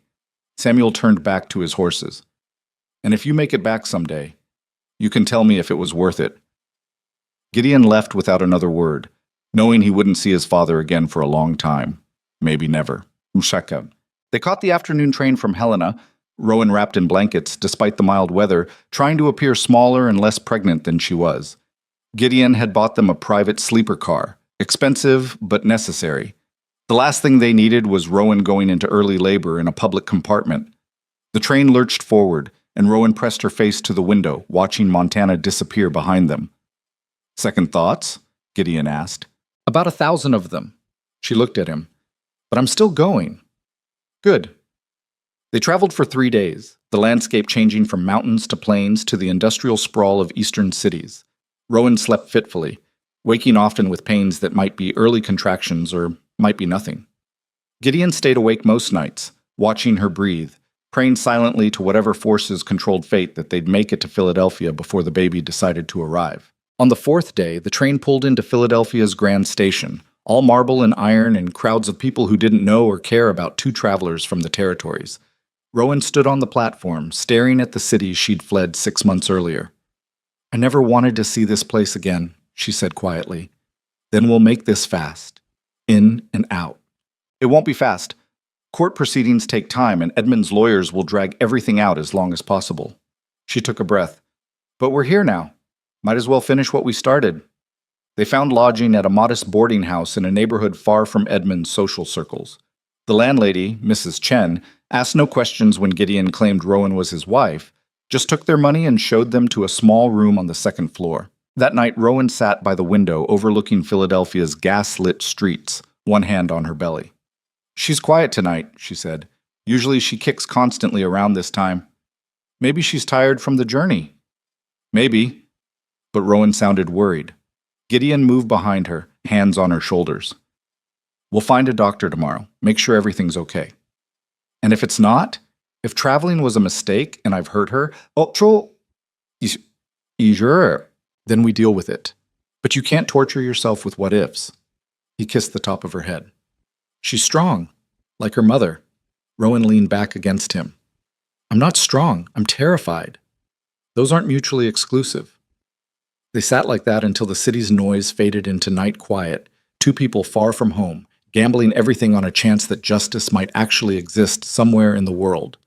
The court hearing was scheduled for 10 days away. 10 days to prepare a case against a man who'd spent months building his defense. 10 days before Rowan would stand before a judge and fight for her freedom. 10 days before everything they'd risked would either prove worth it or destroy them completely. Outside, Philadelphia slept, indifferent to their fate. And in her belly, Ember kicked once, hard enough to make Rowan gasp, hard enough to feel like a promise, or a warning, or both. The doctor they found, an older man named Harris, who practiced in one of Philadelphia's less fashionable districts, examined Rowan with efficient detachment, asking questions she answered honestly while Gideon waited in the cramped reception area. When she emerged 20 minutes later, her face was pale but composed. "Well?" Gideon asked, standing immediately.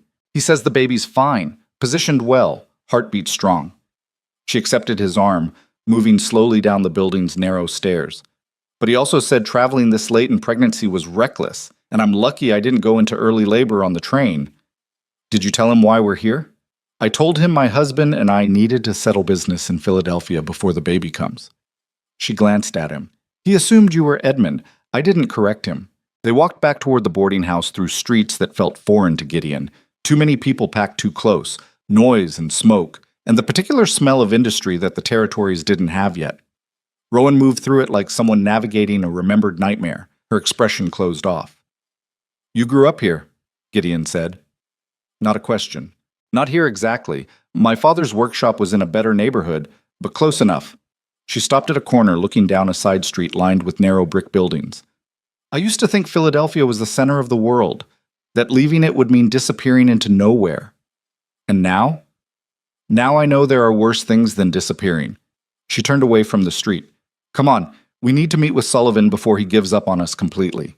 James Sullivan had traveled to Philadelphia ahead of them, using the time to research Edmund's case and prepare arguments. They found him in a rented office near the courthouse, surrounded by papers and looking exhausted. "Mrs. Mercer," he said, standing when they entered. "I was starting to worry you'd changed your mind about appearing." "We're here." Rowan sat heavily in the chair he offered. "What have you found?" Sullivan exchanged a glance with Gideon that suggested the news wasn't good. "Edmund's lawyers have built a comprehensive case. They're arguing abandonment of marital duties, theft of marital assets, and conduct unbecoming a wife. They have witnesses prepared to testify about your, he paused delicately, living arrangements in Montana. Witnesses? Gideon cut in. Who? The Hendricks brothers, apparently, and several townspeople from your community meeting. Sullivan shuffled papers. Edmund's team has been thorough. They've documented everything from property records to train tickets to statements from people who saw you and Mr. Vale together. Rowan's face went carefully blank. So they've proven I left and that Gideon helped me. That doesn't address why I left, which is where we have an opening. Sullivan pulled out a different stack of papers. Edmund's original divorce filing accused you of adultery and claimed the child wasn't his. That's documented, notarized, public record. If we can get him to admit in court that he abandoned you first, that he drove you away with false accusations. He'll never admit that, Rowan interrupted. Edmund doesn't admit mistakes. He rewrites history until he's always the victim. Then we make him uncomfortable enough that he slips, make him angry, defensive. People reveal truth when they're trying to defend lies. Sullivan looked at her seriously. But, Mrs. Mercer, I need to be honest. Even if we prove Edmund abandoned you first, you still left the state during active divorce proceedings. You still used marital funds. Those funds were mine. Money I'd saved before marriage, kept in my own account. That will need to be proven with bank records. Do you have them? Silence. I left in a hurry, Rowan said finally. I took what I thought I'd need. Banking documents weren't priority. Sullivan sat back, rubbing his face. Then we're arguing your word against Edmund's financial records, in front of a judge who's known the Mercer family for 20 years. He looked at Gideon. Mr. Vale, I appreciate your commitment to Mrs. Mercer, but your presence at this hearing could hurt more than help. Edmund's lawyers will use you as evidence of her infidelity. I don't care what they use me as. I'm not leaving her alone in that courtroom. Even if your presence costs her the case? The question hung heavy between them. Rowan reached over, took Gideon's hand. He stays. If I'm going to lose, I lose with someone who actually believes me beside me. I'm done facing Edmund's judgment alone. Sullivan looked like he wanted to argue, then simply nodded. Very well. The hearing's in 9 days. We'll prepare your testimony, anticipate their questions, and hope the judge values truth over social standing. He didn't sound optimistic. They left the office as afternoon faded toward evening. Rowan walked in silence for several blocks before stopping outside a small church, its stone facade darkened by decades of city soot. I got married here, she said quietly, 3 years ago. Everyone said Edmund and I were perfect together. Good families, similar backgrounds, all the right connections. She laughed bitterly. I wore white and promised forever, and I meant it. Really believed marriage was about partnership and building something together. What changed? Reality. Edmund wanted a wife who looked good at parties and produced heirs on schedule. When I couldn't, when my body kept failing at the one thing it was supposed to do, he decided I'd broken our contract. She touched her belly. And when I finally did manage to stay pregnant, he convinced himself it couldn't possibly be his. Because in Edmund's world, he doesn't fail. Other people fail him. Gideon pulled her closer, careful of her size. He's going to lose. Whatever happens in that courtroom, he's already lost. Because you survived him. You built a life he said was impossible. Surviving isn't the same as winning. Maybe not. But it's not nothing either. They walked back to the boarding house as gas lamps flickered to life along the streets. Mrs. Chen had left dinner warming on the stove. Simple food, but well made. The kind of practical kindness that didn't ask questions. They ate in their small room, Rowan picking at her plate while Gideon tried to project confidence he didn't entirely feel. What if we lose? She asked suddenly. What if the judge rules in Edmund's favor and I'm stuck here, trapped in a marriage that was dead years ago? Then we figure out the next step. Maybe appeal. Maybe... There is no next step. She set down her fork. If this fails, Edmund controls everything. The divorce, custody, where I'm allowed to live. I'll be exactly what he wanted. A wife who stays because she has no other choice. You'll always have choices. Will I? With a newborn and no money and a court order saying I'm an unfit mother? Her voice cracked. Gideon, if we lose this case, you need to leave. Go back to Montana. Reconcile with your family. Find someone who doesn't come with this much damage. Stop. I'm serious, Iki. So am I. He moved around the small table, crouching beside her chair. I didn't come to Philadelphia to abandon you if things get hard. I came because we're in this together, win or lose. And if we lose, we'll find another way. Maybe not right away, maybe not for years, but we'll find it. She touched his face, tears finally spilling over. You're a fool. Probably, but I'm your fool. She kissed him then, desperate and grateful, and they held each other in the small room while Philadelphia's nighttime noise filtered through thin walls, proof that the world kept moving regardless of their private disasters. The next week passed in a blur of preparation. Sullivan drilled Rowan on potential questions, warning her about the tactics Edmund's lawyers might use to make her emotional or defensive. Gideon spent hours in Philadelphia's Hall of Records, trying to track down any documentation that might support Rowan's claims about her personal savings, her father's estate, anything that proved the money she'd used wasn't stolen from Edmund. He found almost nothing useful. On the 6th day, Rowan started having contractions, mild but regular enough that Dr. Harris insisted she stay in bed. The hearing was 3 days away. She can't travel to the courthouse if she's in active labor, the doctor told Gideon privately. And I can't guarantee she won't be. First babies come on their own schedule. What happens if she doesn't appear? The hearing proceeds without her. Edmund's version becomes the only version. Harris paused. Mr. Mercer, and I'm assuming you're not actually Mr. Mercer, you seem like a decent man, but you're asking a woman who's 9 months pregnant to fight a legal battle against someone with considerably more resources and social standing. Even if her body cooperates, the odds aren't favorable. I know the odds. Then maybe it's time to consider settlement. Edmund's lawyers have made offers that involve giving up her child and her freedom. That's not settlement, that's surrender.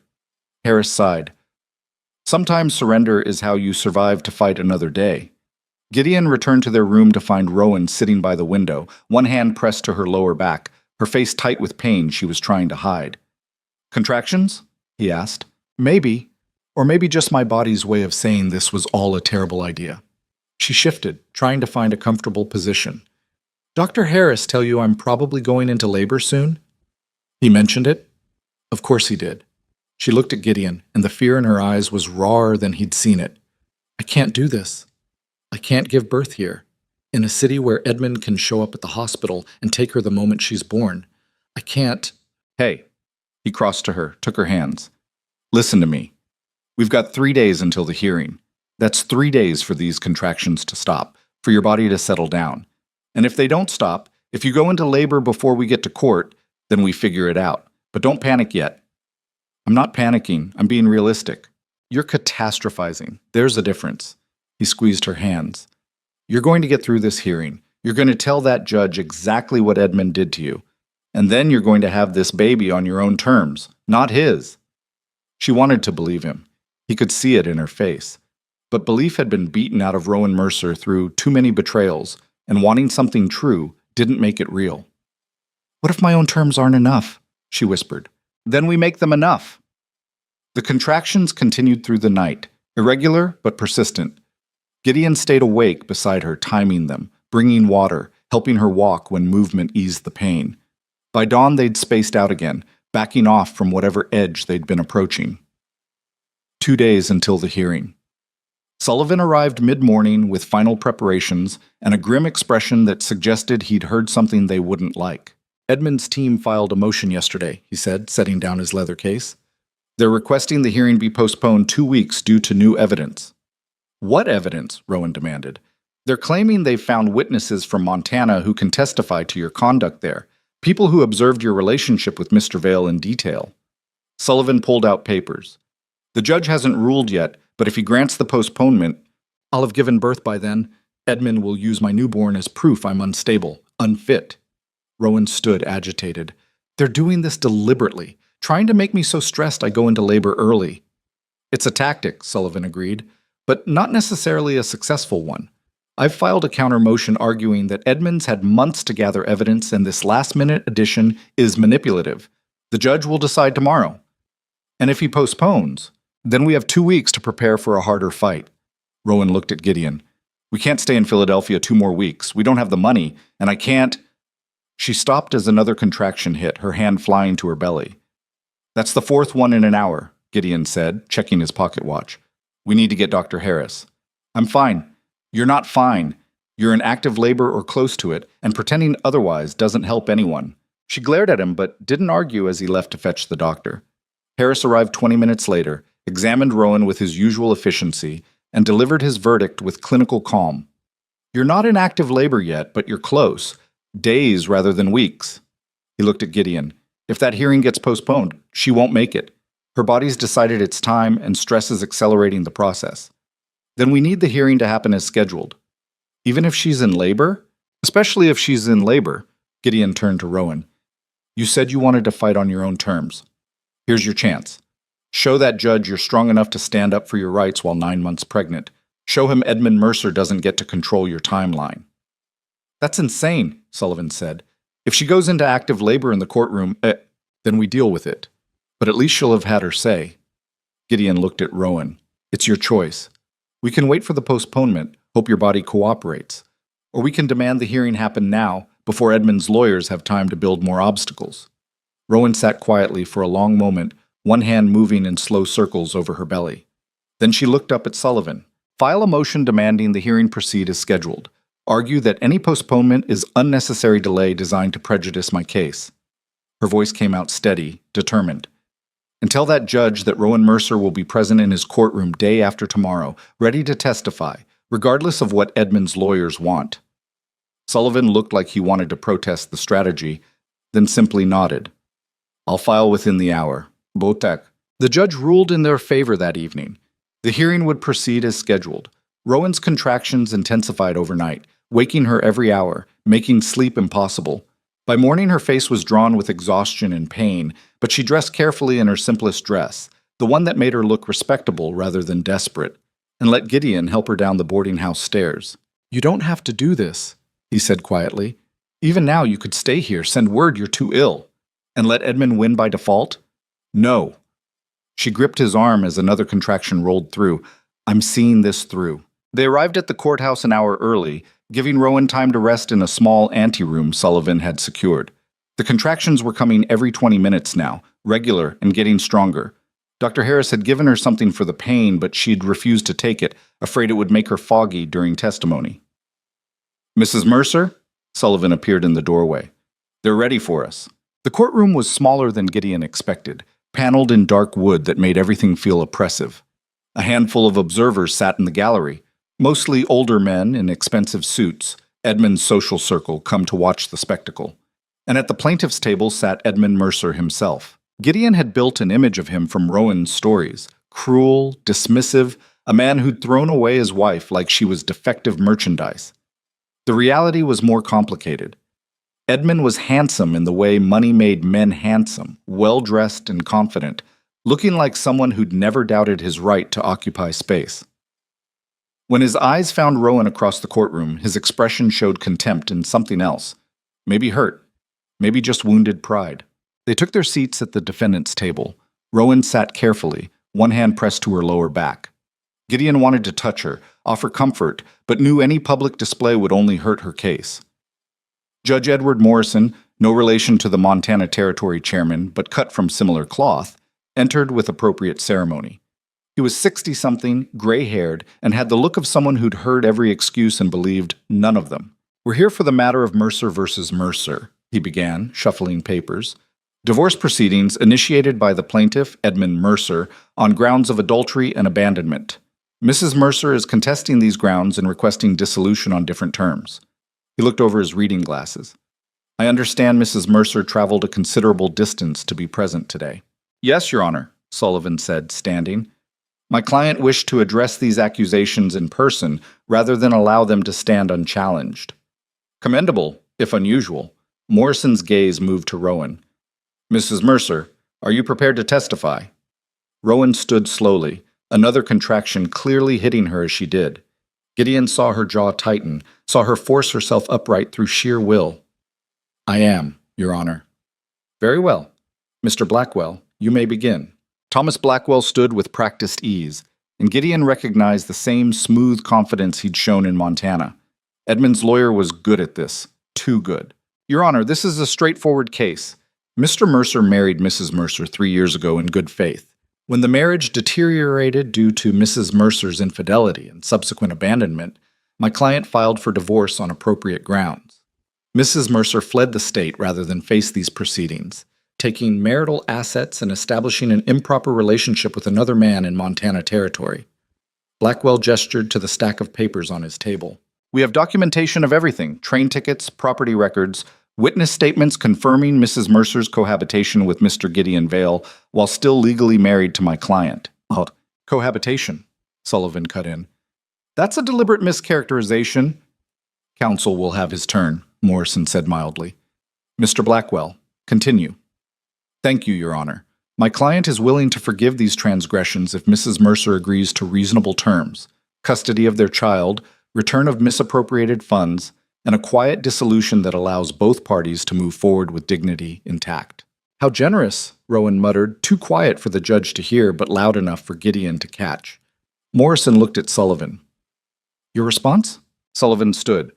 Your Honor, the grounds Mr. Mercer filed under are provably false. My client was never unfaithful. The child she's carrying is demonstrably my client's husband's, a fact he publicly denied to justify his own infidelity. Mrs. Mercer left Philadelphia not as abandonment, but as escape from a man who falsely accused her, destroyed her reputation, and created an untenable living situation. These are serious accusations, Mr. Sullivan. They're documented accusations, Your Honor. Mr. Mercer filed his original divorce petition claiming the child wasn't his. That petition is public record. 3 months later, he's claiming he wants custody of the same child he disowned. The contradiction speaks to his actual motivations. Blackwell stood smoothly. My client was acting on information he believed to be accurate at the time. Upon further reflection in counsel, he's reconsidered. He's changing his story to look less like a man who abandoned his pregnant wife, Sullivan interrupted. That's not reconsideration, that's damage control. Morrison held up a hand. Gentlemen, we'll address these matters through proper testimony. He turned to Rowan. Mrs. Mercer, approach the witness stand. Rowan stood, and Gideon saw her sway slightly before catching herself. She walked to the witness stand with careful dignity, was sworn in, and sat down heavily just as another contraction hit. Morrison noticed. Mrs. Mercer, are you quite all right? I'm fine, Your Honor. Please continue. Blackwell approached with predatory confidence. Mrs. Mercer, when did you leave Philadelphia? 6 months ago, late May. And where did you go? Montana Territory. I purchased property there and began building a homestead. Alone? Yes. A pregnant woman building a homestead alone in the wilderness. That strikes me as remarkably difficult. It was difficult. I managed. Did you have help? Here it came. Rowan glanced at Gideon, then back at Blackwell. Eventually, yes. A neighbor offered assistance. This neighbor being Mr. Gideon Vale? Yes. The same Mr. Gideon Vale currently sitting beside your attorney? Yes. Blackwell paced slowly, letting the implication settle. Mrs. Mercer, what was the nature of your relationship with Mr. Vale? Neighborly, at first. He helped repair my cabin, brought supplies. Did it remain neighborly? Rowan's hands clenched on the witness stand's railing. Mr. Vale became a friend when I needed one. A friend, I see. Blackwell pulled a paper from his jacket. We have testimony from a Mr. William Hendricks stating he observed you and Mr. Vale in what he described as intimate circumstances on multiple occasions. How do you respond to that? Mr. Hendricks and his brother harassed me on my property. Mr. Vale intervened to protect me. If that's what Mr. Hendricks calls intimate circumstances, he's a liar or a fool. Mrs. Mercer, Morrison's voice carried warning. I apologize, Your Honor. Rowan took a breath. But I won't let my reputation be destroyed by men who resented my presence in the territory. Blackwell smiled slightly. Did you or did you not develop romantic feelings for Mr. Vale while still married to my client? Silence stretched across the courtroom. Rowan looked at Sullivan, who nodded slightly. They'd prepared for this question, and the truth was her best defense. I did, Rowan said finally. But I didn't act on those feelings. Mr. Vale and I maintained appropriate boundaries until after I filed my own contest to the divorce proceedings. Appropriate boundaries, Blackwell's voice dripped skepticism. Yet you and Mr. Vale were observed alone together frequently. You lived on neighboring properties. By your own admission, he provided substantial material support. He helped a neighbor in need. That's not... Another contraction hit, strong enough to stop her mid-sentence. Rowan gripped the railing, breathing hard through the pain. The courtroom went silent, everyone watching as she fought through it. "Your Honor," Sullivan said, standing, "perhaps we could take a brief recess." "No." Rowan's voice came out strained but firm. "I'm fine. Continue, Mr. Blackwell." The lawyer looked uncertain for the first time. "Mrs. Mercer, perhaps you should—" "I said continue. Ask your questions." Blackwell glanced at the judge, who nodded slightly. "Very well. Mrs. Mercer, when you left Philadelphia, did you take money from joint accounts you shared with my client?"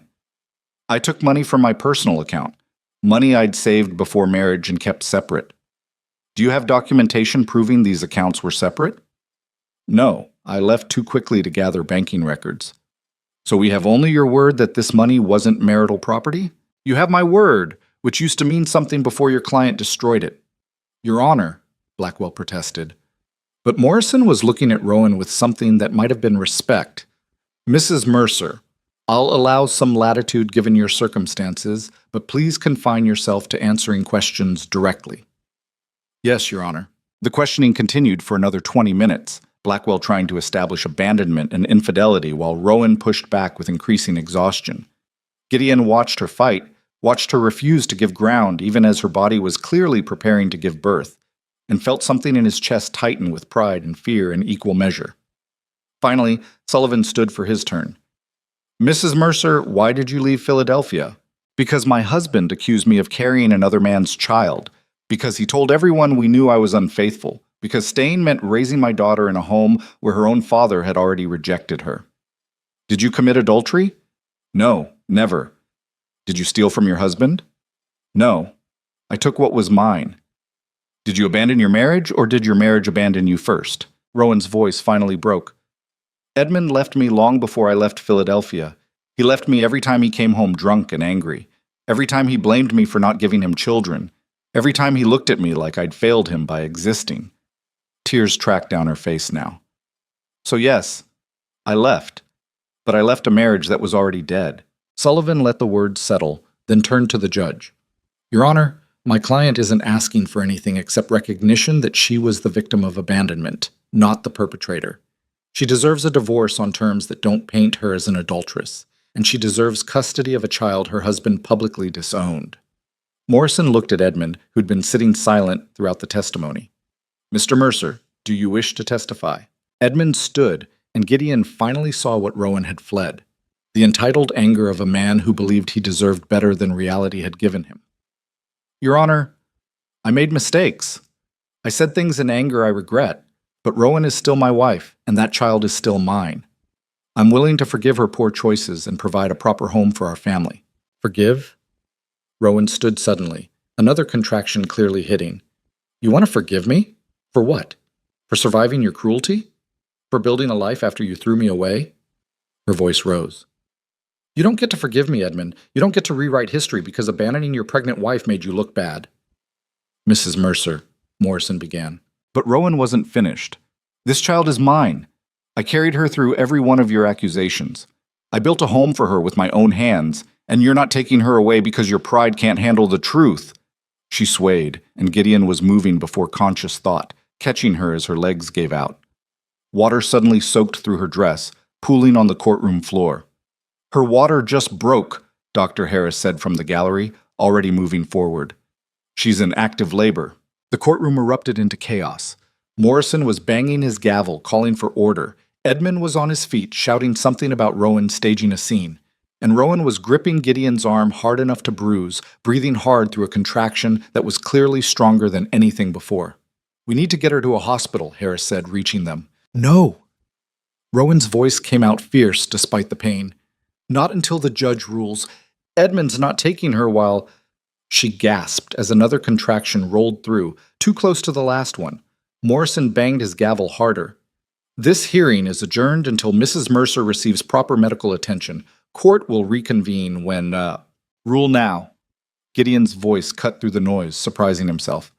"Your Honor, if you adjourn, if you make her wait, Edmund's lawyers will use every hour to build more obstacles. Rule now while you've heard the truth from both sides." "Young man, I will not be told how to run my courtroom." "Oh." Then don't let Edmund Mercer run it for you. Gideon held the judge's gaze. You've heard everything you need to hear. A woman who fought hard enough to testify while in labor, or a man who wants to control her because he can't admit he was wrong? Make your ruling. Morrison stared at him for a long moment. Then his gaze moved to Rowan, still held upright by Gideon's support, her face twisted with pain but her eyes blazing defiance. Very well, Morrison said finally. This court finds that Mr. Mercer's initial grounds for divorce were filed in bad faith. The accusations of adultery are unsubstantiated. Mrs. Mercer's departure constituted reasonable separation given the circumstances. He paused. The divorce is granted on grounds of irretrievable breakdown, with custody of the minor child to be determined by Mrs. Mercer's primary residence. Mr. Mercer will have visitation rights to be established after the child's birth.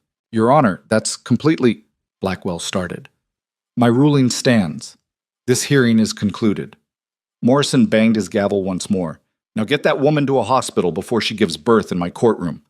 Rowan sagged against Gideon, relief and pain warring on her face.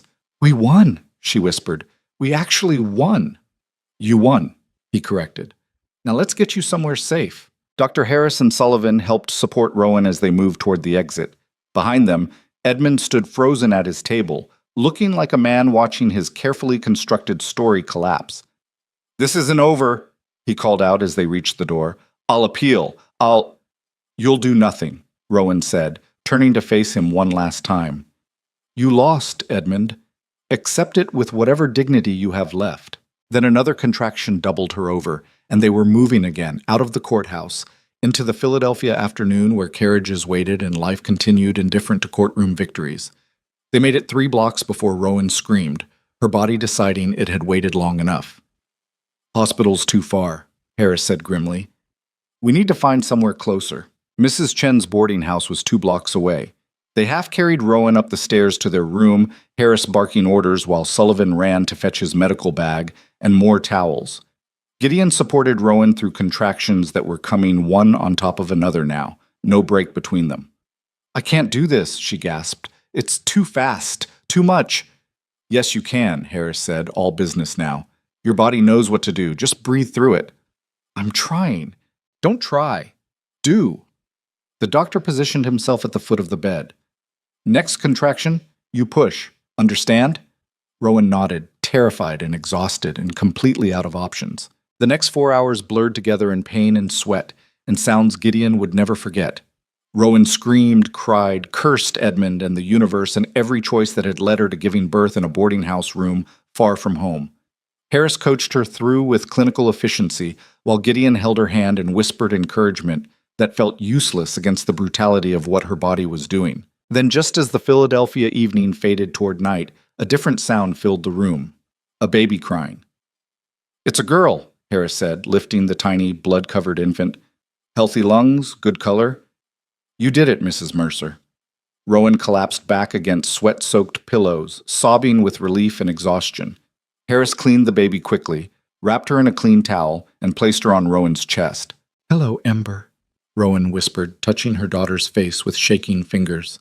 I'm your mother, and nobody's ever taken you away from me. The baby opened dark eyes, still cloudy with newness, and made a small sound that might have been recognition or might have been nothing, but felt like everything. Gideon sat on the edge of the bed, looking at the woman he loved and the child she'd fought the world to keep, and felt something shift inside him. Not completion, but understanding. This was what mattered. Not land or inheritance or family approval. This, a mother holding her daughter in a small room while the world moved on outside, indifferent to their small miracle. She's beautiful, he said quietly. She's alive. Rowan looked up at him, tears still streaming. We're both alive. We won. You won, he corrected again. No. She reached for his hand, laced their fingers together. We won, all 3 of us. Outside, Philadelphia settled into night. Somewhere in the city, Edmund Mercer was dealing with his loss. Somewhere far west, Montana waited cold and indifferent. But in that small room, as Ember nursed for the first time and Rowan finally let herself rest, the future felt less like a threat and more like a promise. They'd survived the storm. Everything else they'd figure out together. Rowan woke 3 hours after giving birth to find Ember sleeping in a makeshift cradle Mrs. Chen had somehow conjured, A wooden drawer lined with soft blankets, positioned beside the bed where Rowan could reach her daughter without rising. Gideon sat in the chair by the window, head tilted back, finally asleep after refusing to leave her side through labor. Everything hurt. Her body felt torn apart and stitched back together wrong. But when Ember made a small sound and Rowan turned to look at her, really look at her daughter's tiny fists and dark hair, and the way her mouth moved even in sleep, the pain became something bearable. Proof of survival rather than defeat. "You're awake." Gideon's voice came quiet from the chair. Not asleep after all. "Can't really sleep. Too afraid I'll wake up and this will have been some exhaustion dream." Rowan touched Ember's face gently. "Did we really win? You really won." He moved to sit on the edge of the bed. "Sullivan came by while you were sleeping. The judge's ruling is official. The divorce is finalized, custody is yours, and Edmund has no legal grounds to contest it. He'll try anyway. Maybe. But now you have documentation. Legal standing. He can try all he wants. You've got the law on your side for once." Rowan closed her eyes, letting that truth settle. For 3 years she'd been Edmund's wife, Edmund's problem, Edmund's mistake to correct. Now she was just Rowan, legally free, legally a mother, legally no one's property but her own. "What happens now?" she asked quietly. "Now you heal, rest, feed your daughter." Gideon paused. "And then we figure out where home is." "Montana. Has to be Montana. That's where my land is, where the cabin—" She stopped, reality crashing through relief. "Except I don't know if I even own that land anymore. Edmund's lawyers claimed it was purchased with stolen funds. If the territory court sides with him, then we file the Philadelphia court's decision there, use it to prove the money was yours." Gideon took her hand. "But Rowan, we don't have to go back to Montana if you don't want to. We could go anywhere. Colorado like we talked about, Oregon, California." "No." The answer came immediate and certain. "I built something in Montana. Maybe it wasn't much. Maybe it was just a cabin that leaked and a garden that barely survived, but it was mine. I'm not giving it up because Edmund tried to take it." She saw something shift in Gideon's expression, approval mixed with concern. "Then we go back. But not immediately. You need time to recover, and Ember's too small to travel that far yet." "How long? A month? Maybe 2. Give your body time to heal. Give her time to get stronger." He squeezed her hand. "I know you want to rush back and reclaim everything, but you can't build a life if you destroy yourself getting there." Rowan wanted to argue, but exhaustion and pain made a convincing case for patience. 1 month. Then we leave whether I'm ready or not." "Stubborn? You're just figuring that out now?" He smiled, and in that moment Rowan saw the future stretching ahead. Not easy, not simple, but possible. They'd survived Edmund's legal assault. They'd survived childbirth in a boarding house. They could survive whatever came next. Ember woke then, her small cry building toward the wail Rowan was learning meant hunger. She picked up her daughter carefully, still learning how to hold something so fragile, and began nursing while Gideon moved to give them privacy. But Rowan caught his hand. "Stay.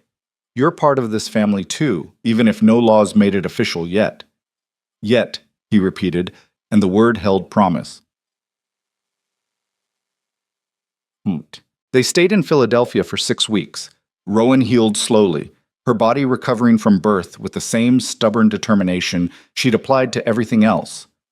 Ember grew from a tiny, fragile thing into a baby with opinions, hungry, wet, tired, each state announced with increasing volume. Mrs. Chen proved unexpectedly helpful, appearing with advice Rowan hadn't asked for but needed anyway, showing her how to swaddle, how to calm a colicky baby, how to function on 2 hours of broken sleep. Sullivan handled the legal aftermath, filing the court's decision with Montana territorial authorities and beginning the process of securing Rowan's property rights. Edmund made one attempt at appeal, claiming procedural irregularities, but the judge rejected it with language that suggested he was done with the Mercer family drama. "It's over," Sullivan told them during his final visit. "Edmund has exhausted his legal options. The divorce is final, custody is yours, and the Montana property is legally recognized as your sole ownership." He handed Rowan a folder thick with documentation. "Keep these safe. If anyone questions your rights again, these papers answer every argument."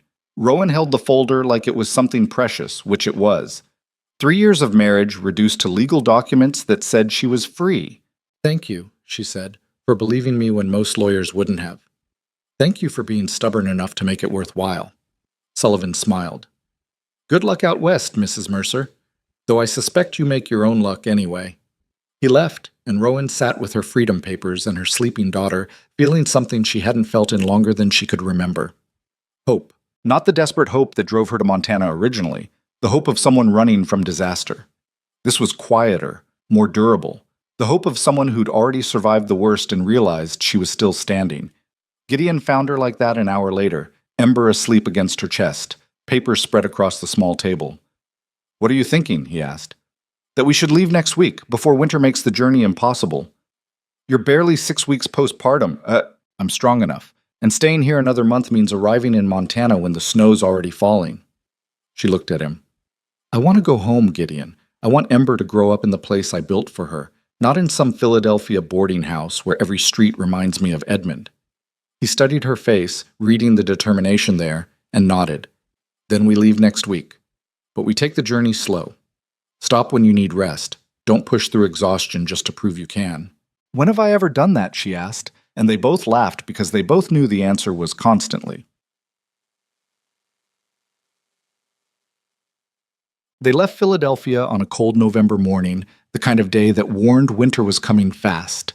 Mrs. Chen packed them food for the journey and refused payment beyond what they'd already given her for the room.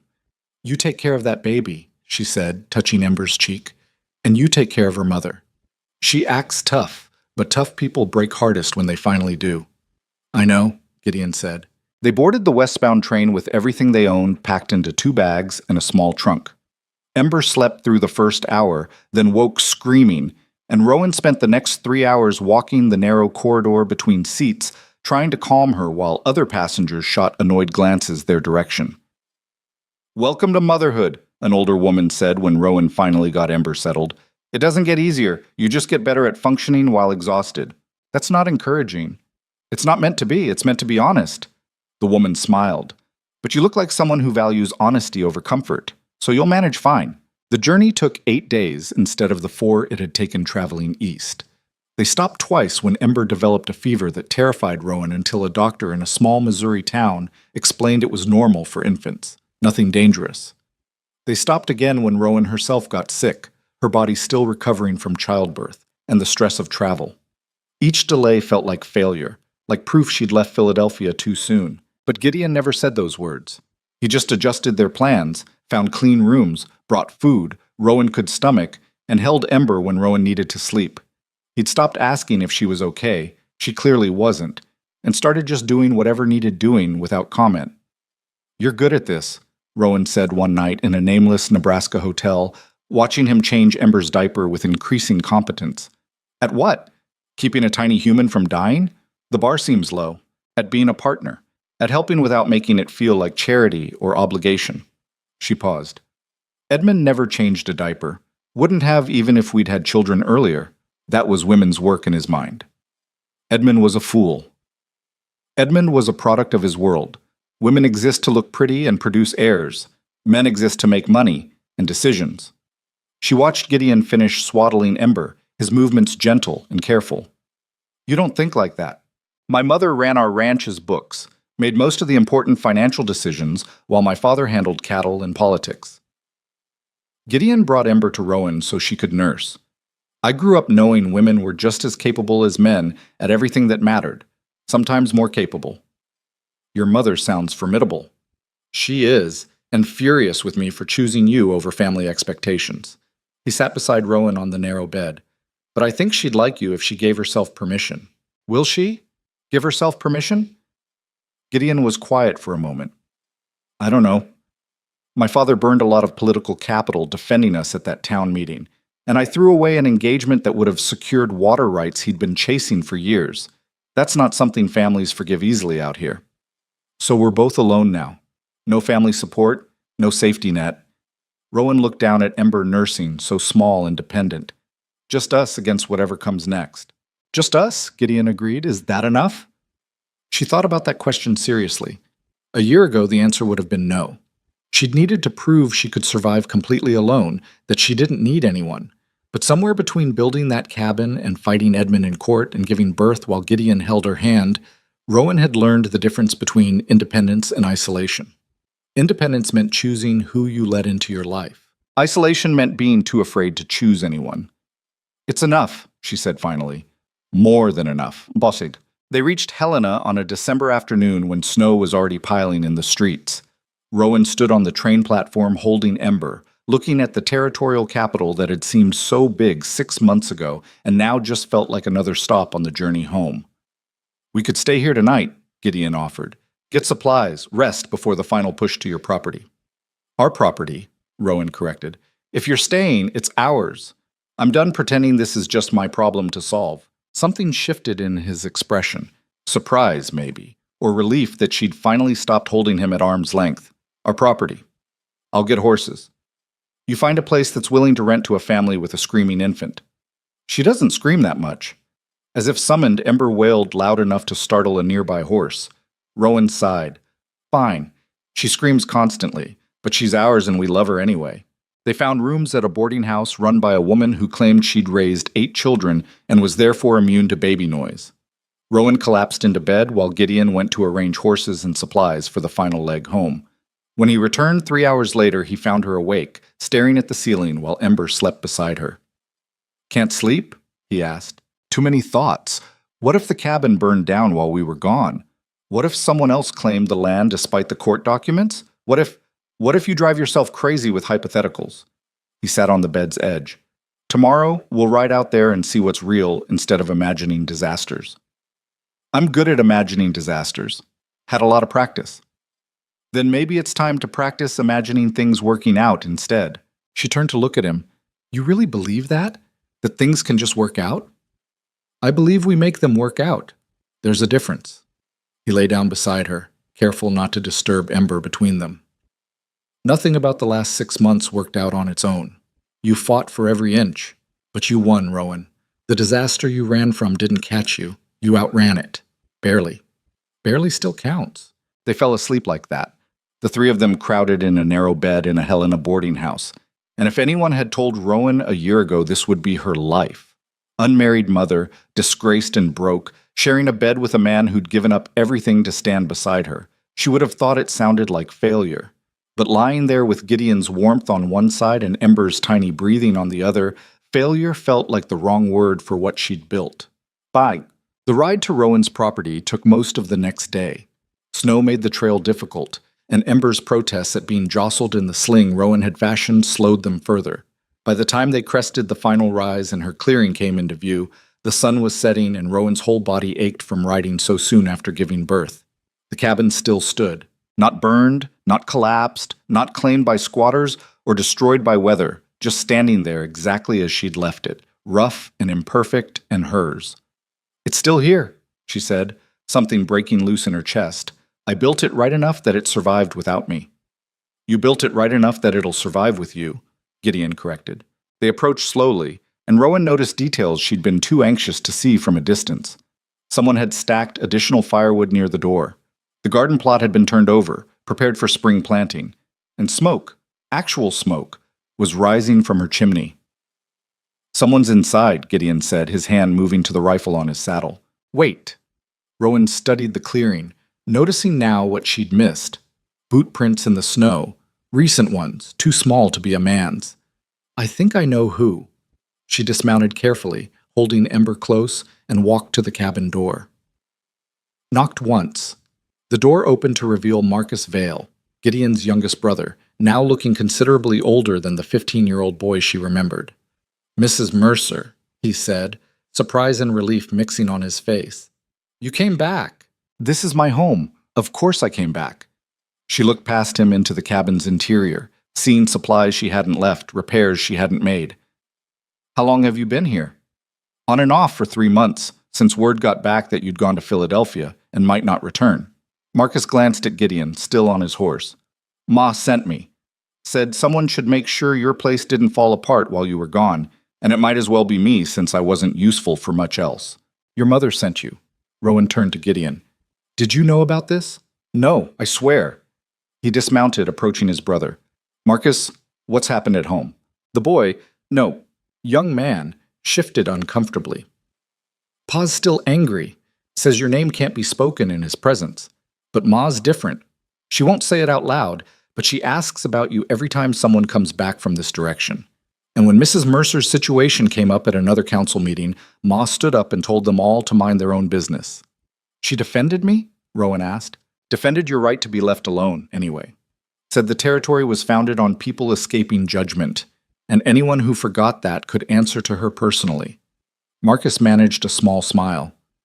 Half the women at that meeting nodded along. The other half looked scandalized. Gideon laughed, surprised and genuine. That sounds like Ma. She made me promise to keep this place standing, said you'd come back eventually, Mrs. Mercer, and you'd need a home to come back to. Marcus looked at Ember, curiosity bright in his eyes. Is that the baby everyone talked about? This is Ember. Rowan adjusted the blanket so he could see her daughter's face. Born 6 weeks ago in Philadelphia right after I won my divorce case. You won? Marcus's face split into a grin. Ma's going to want to hear about that. She said you were braver than most men twice your size. Your mother said that. Among other things, most of which I probably shouldn't repeat in polite company. He stepped back from the doorway. You should come inside. I've kept the fire going, and there's stew from this morning. Not great stew, but edible. They moved into the cabin, and Rowan felt something settle in her chest. The specific relief of returning to a place that was yours and finding it still standing. The interior looked better than when she'd left. Marcus had chinked gaps in the walls, repaired the table's wobbly leg, and organized her meager supplies with military precision. You've done good work here, Gideon said, examining the repairs. Ma teach you all this? Some. Some I figured out myself. Marcus poked at the fire. Turned out I'm better at building things than managing cattle. Pa wasn't pleased when I mentioned it. Pa's not pleased about much these days. Gideon sat at the table, and Rowan saw exhaustion catching up with him finally. But thank you for this, for keeping Rowan's place safe. Our place, Rowan corrected again, then looked at Marcus. Will you tell your mother thank you for sending you, for defending me, for all of it? I'll tell her. He gathered his coat, preparing to leave. She said if you came back, I should let her know. She might, well, I don't know what she'll do, but she'll want to know. After Marcus left, Rowan and Gideon sat in the cabin's warmth while Ember nursed, both too tired to speak but needing to sit with the reality that they were actually here, actually home, actually beginning whatever came next. Your mother doesn't hate me, Rowan said finally. Apparently not. She sent your brother to protect my property for 3 months. Apparently so. That's... Rowan stopped, emotions too tangled to name. I don't know what to do with that. Maybe just accept it. People surprise you sometimes. Even family you thought had written you off. Gideon reached across the table, took her hand. Maybe especially them. Winter came hard that year, the kind of cold that made even breathing hurt. But the cabin held.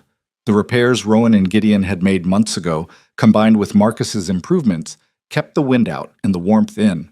They rationed supplies carefully, supplementing with game Gideon hunted and the root vegetables Marcus had stored. Ember grew despite the hardship, gaining weight and developing a personality that suggested she'd inherited her mother's stubbornness.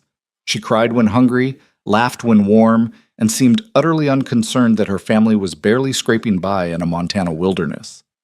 3 weeks after their return, someone knocked on the door. Gideon answered to find Catherine Vale standing in the snow, her horse steaming behind her, her expression carefully neutral. Ma, Gideon said, surprise clear in his voice. May I come in? Catherine asked. Or have I burned that bridge beyond repair? You kept my cabin standing while I fought for my freedom in Philadelphia, Rowan called from inside. I think that earns you entry. Catherine entered, and Rowan got her first good look at Gideon's mother, a tall woman in her 50s, handsome rather than pretty, with the kind of bearing that suggested she'd spent her life making hard decisions and living with consequences. She looked around the cabin's sparse interior, taking in the poverty Rowan couldn't hide, and her expression softened slightly. It's smaller than I expected, Catherine said. It's what I could afford to build alone. Rowan stood, holding Ember. Mrs. Vale, I want to thank you.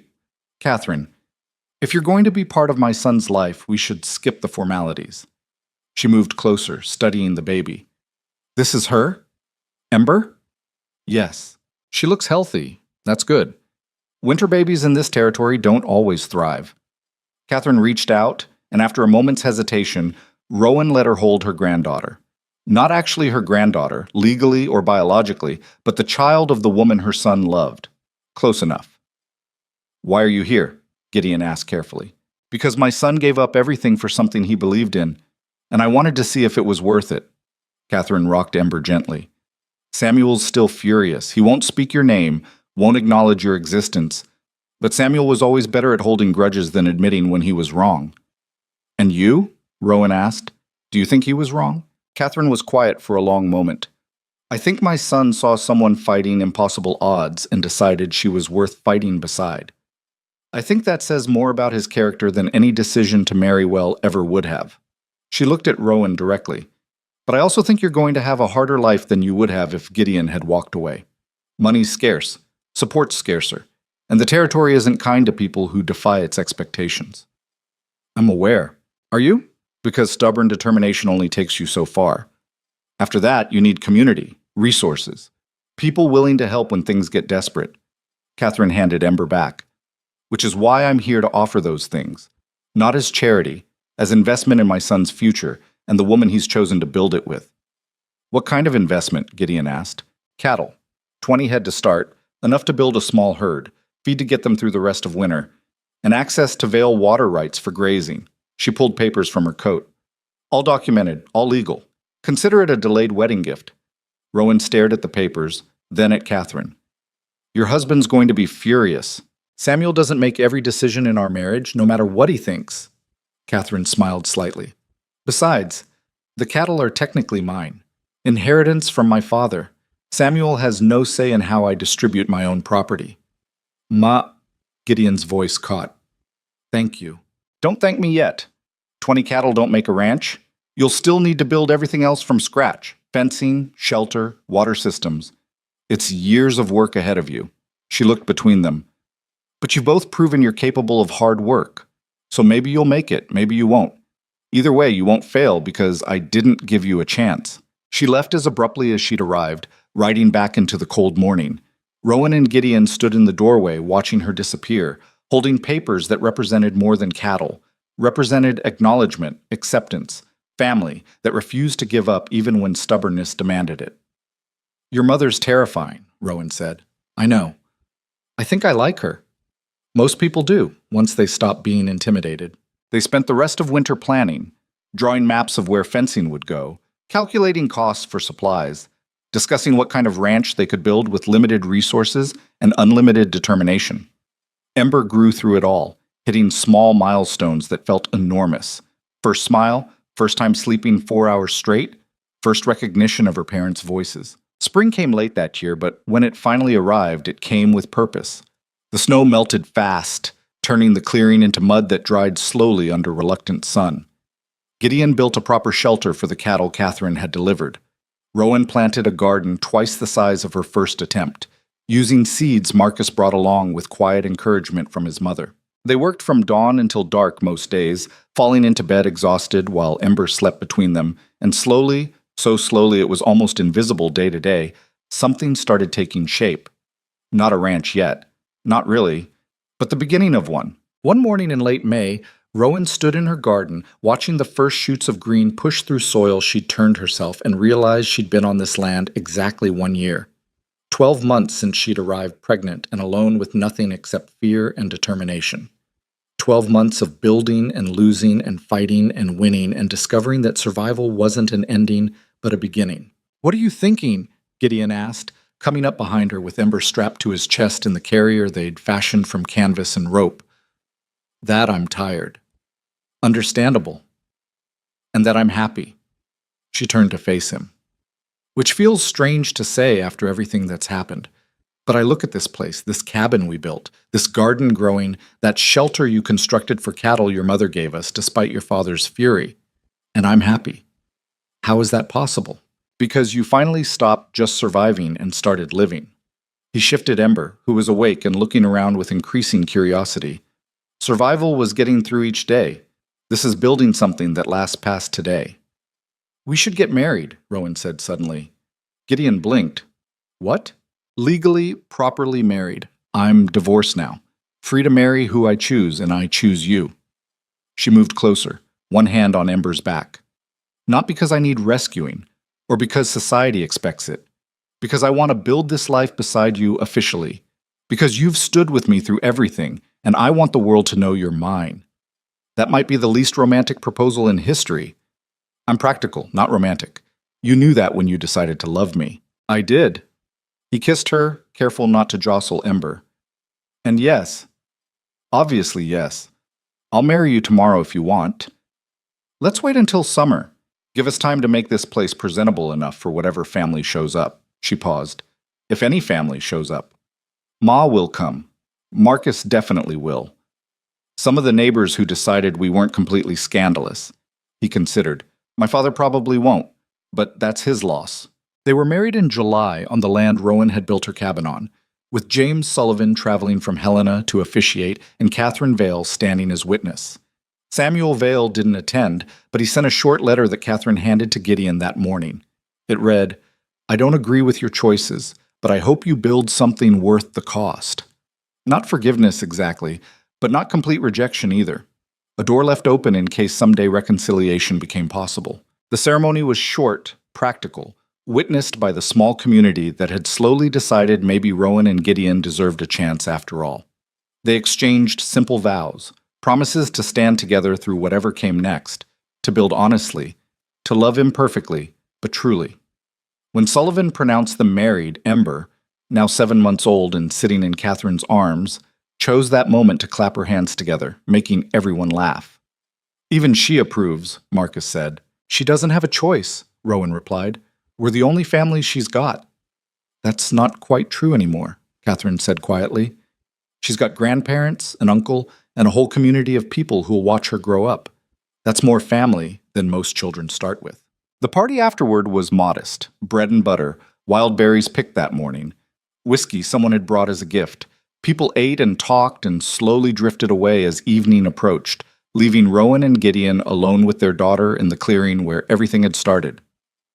We did it, Rowan said, sitting on the cabin steps while Ember crawled in the grass between them. Built a life that actually works. It's not finished. We've still got years of work ahead. I know, but we survived the hard part. The rest is just details. Gideon pulled her close, and they watched their daughter discover grass with the same intensity Rowan had discovered she could build a cabin alone. Pure determination applied to the immediate problem at hand. Totekik. 5 years passed. The small cabin became a larger house, still modest, but with actual rooms and windows that closed properly. The garden expanded into fields. The 20 cattle became 50, then 80. Not a massive operation, but enough to support a family and start building something permanent. Ember grew into a small, fierce person who climbed everything, asked questions constantly, and had apparently inherited both her parents' stubbornness in concentrated form. She could ride before most children could write their names, helped with ranch work more enthusiastically than competently, and had her mother's eyes and her father's optimism. Rowan stood in her kitchen one autumn morning, making breakfast while Ember helped by creating chaos with flour when she heard horses approaching. Multiple horses, which was unusual. Visitors came occasionally, but rarely in groups. She moved to the window, then called for Gideon. You should see this. He came from the bedroom where he'd been getting dressed, looked out, and went still. Samuel Vale sat on his horse at the edge of their property, looking older and somehow smaller than Gideon remembered. Catherine sat beside him, and behind them came Marcus, now 20 years old and clearly his own man rather than anyone's youngest son. Pa came, Gideon said quietly. I didn't think he ever would. You should go talk to him. Come with me. They walked out together, Gideon holding Rowan's hand, presenting a united front to whatever judgment or reconciliation Samuel had finally decided to offer. Samuel dismounted slowly, moving like a man whose body had started betraying him. He looked at the house they'd built, the fields they'd planted, the cattle grazing in the distance. Then his eyes moved to Ember, who'd followed them outside and was now hiding half behind her mother's skirts. That's her? Samuel asked. Your daughter? Yes, Rowan said. Ember Vale. Samuel absorbed this, the name choice, the claim of family. She looks healthy. She's thriving. Good. He turned to Gideon. Your mother says you've built something substantial here, that you're making it work despite starting with nothing. We've built something, Gideon corrected. Both of us, together. Samuel nodded slowly. I came to say I was wrong. Not about everything. I still think you made the hard choice instead of the easy one. But I was wrong to cut you out completely. Wrong to let pride keep me from acknowledging what you'd accomplished here. He paused. And I was wrong about your wife. She's not the disaster I predicted. She's just a woman who fought for what mattered. I know, Gideon said simply. Samuel stopped, started again. I'd like to know my granddaughter, if you'll allow it. I understand if the answer is no. I haven't earned the right. Rowan looked at Gideon, some wordless conversation passing between them. Then she crouched down to Ember's level. This is your grandfather, she said quietly. He's been away for a while, but he'd like to meet you. Is that okay? Ember studied Samuel with 5-year-old suspicion. Will you teach me to ride better? Samuel blinked, surprised. You already ride? Mama says I ride like a sack of potatoes. I said you ride enthusiastically, Rowan corrected. The potato comment was about your posture. Can you teach me? Ember asked Samuel again. Yes, Samuel said, and something in his face cracked open. Not quite a smile, but close. I can teach you. They spent the day together, awkward at first, then slowly settling into something that wasn't forgiveness exactly, but might become it eventually.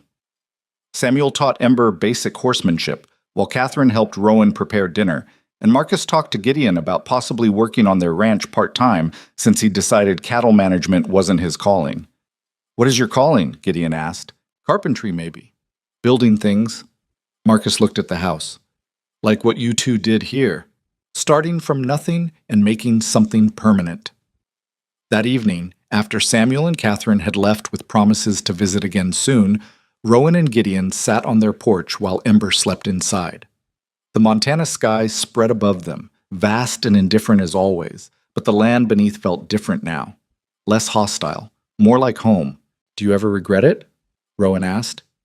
Giving up your inheritance, your father's approval, all those years of family conflict? Gideon considered the question seriously.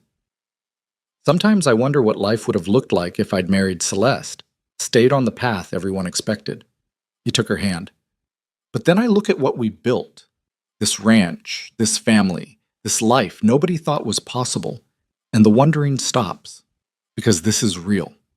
That other life would have just been comfortable. Comfortable isn't nothing. No, but it's not everything either. He pulled her closer. You taught me that. You taught me that fighting for something difficult was better than accepting something easy. I didn't teach you anything. You already knew it. You just needed permission to act on it. Maybe. Or maybe we taught each other. He kissed her forehead. Either way, we're here now, making it work. That's more than most people manage. Inside, Ember called out in her sleep, some childish dream playing out behind closed eyes. Rowan started to rise, but Gideon stopped her. I'll check on her. You rest. He disappeared inside, and Rowan sat alone with the Montana night, thinking about the journey that had brought her here. The betrayal that sent her running. The cabin she'd built alone to prove she needed no one. The man who'd seen her stubborn independence and decided it was worth standing beside instead of trying to control. They'd lost things along the way. Family approval, financial security, the safety of conventional choices. But they'd gained something harder to name and impossible to quantify. Not happiness, exactly, because some days were still brutal and exhausting, but purpose, partnership.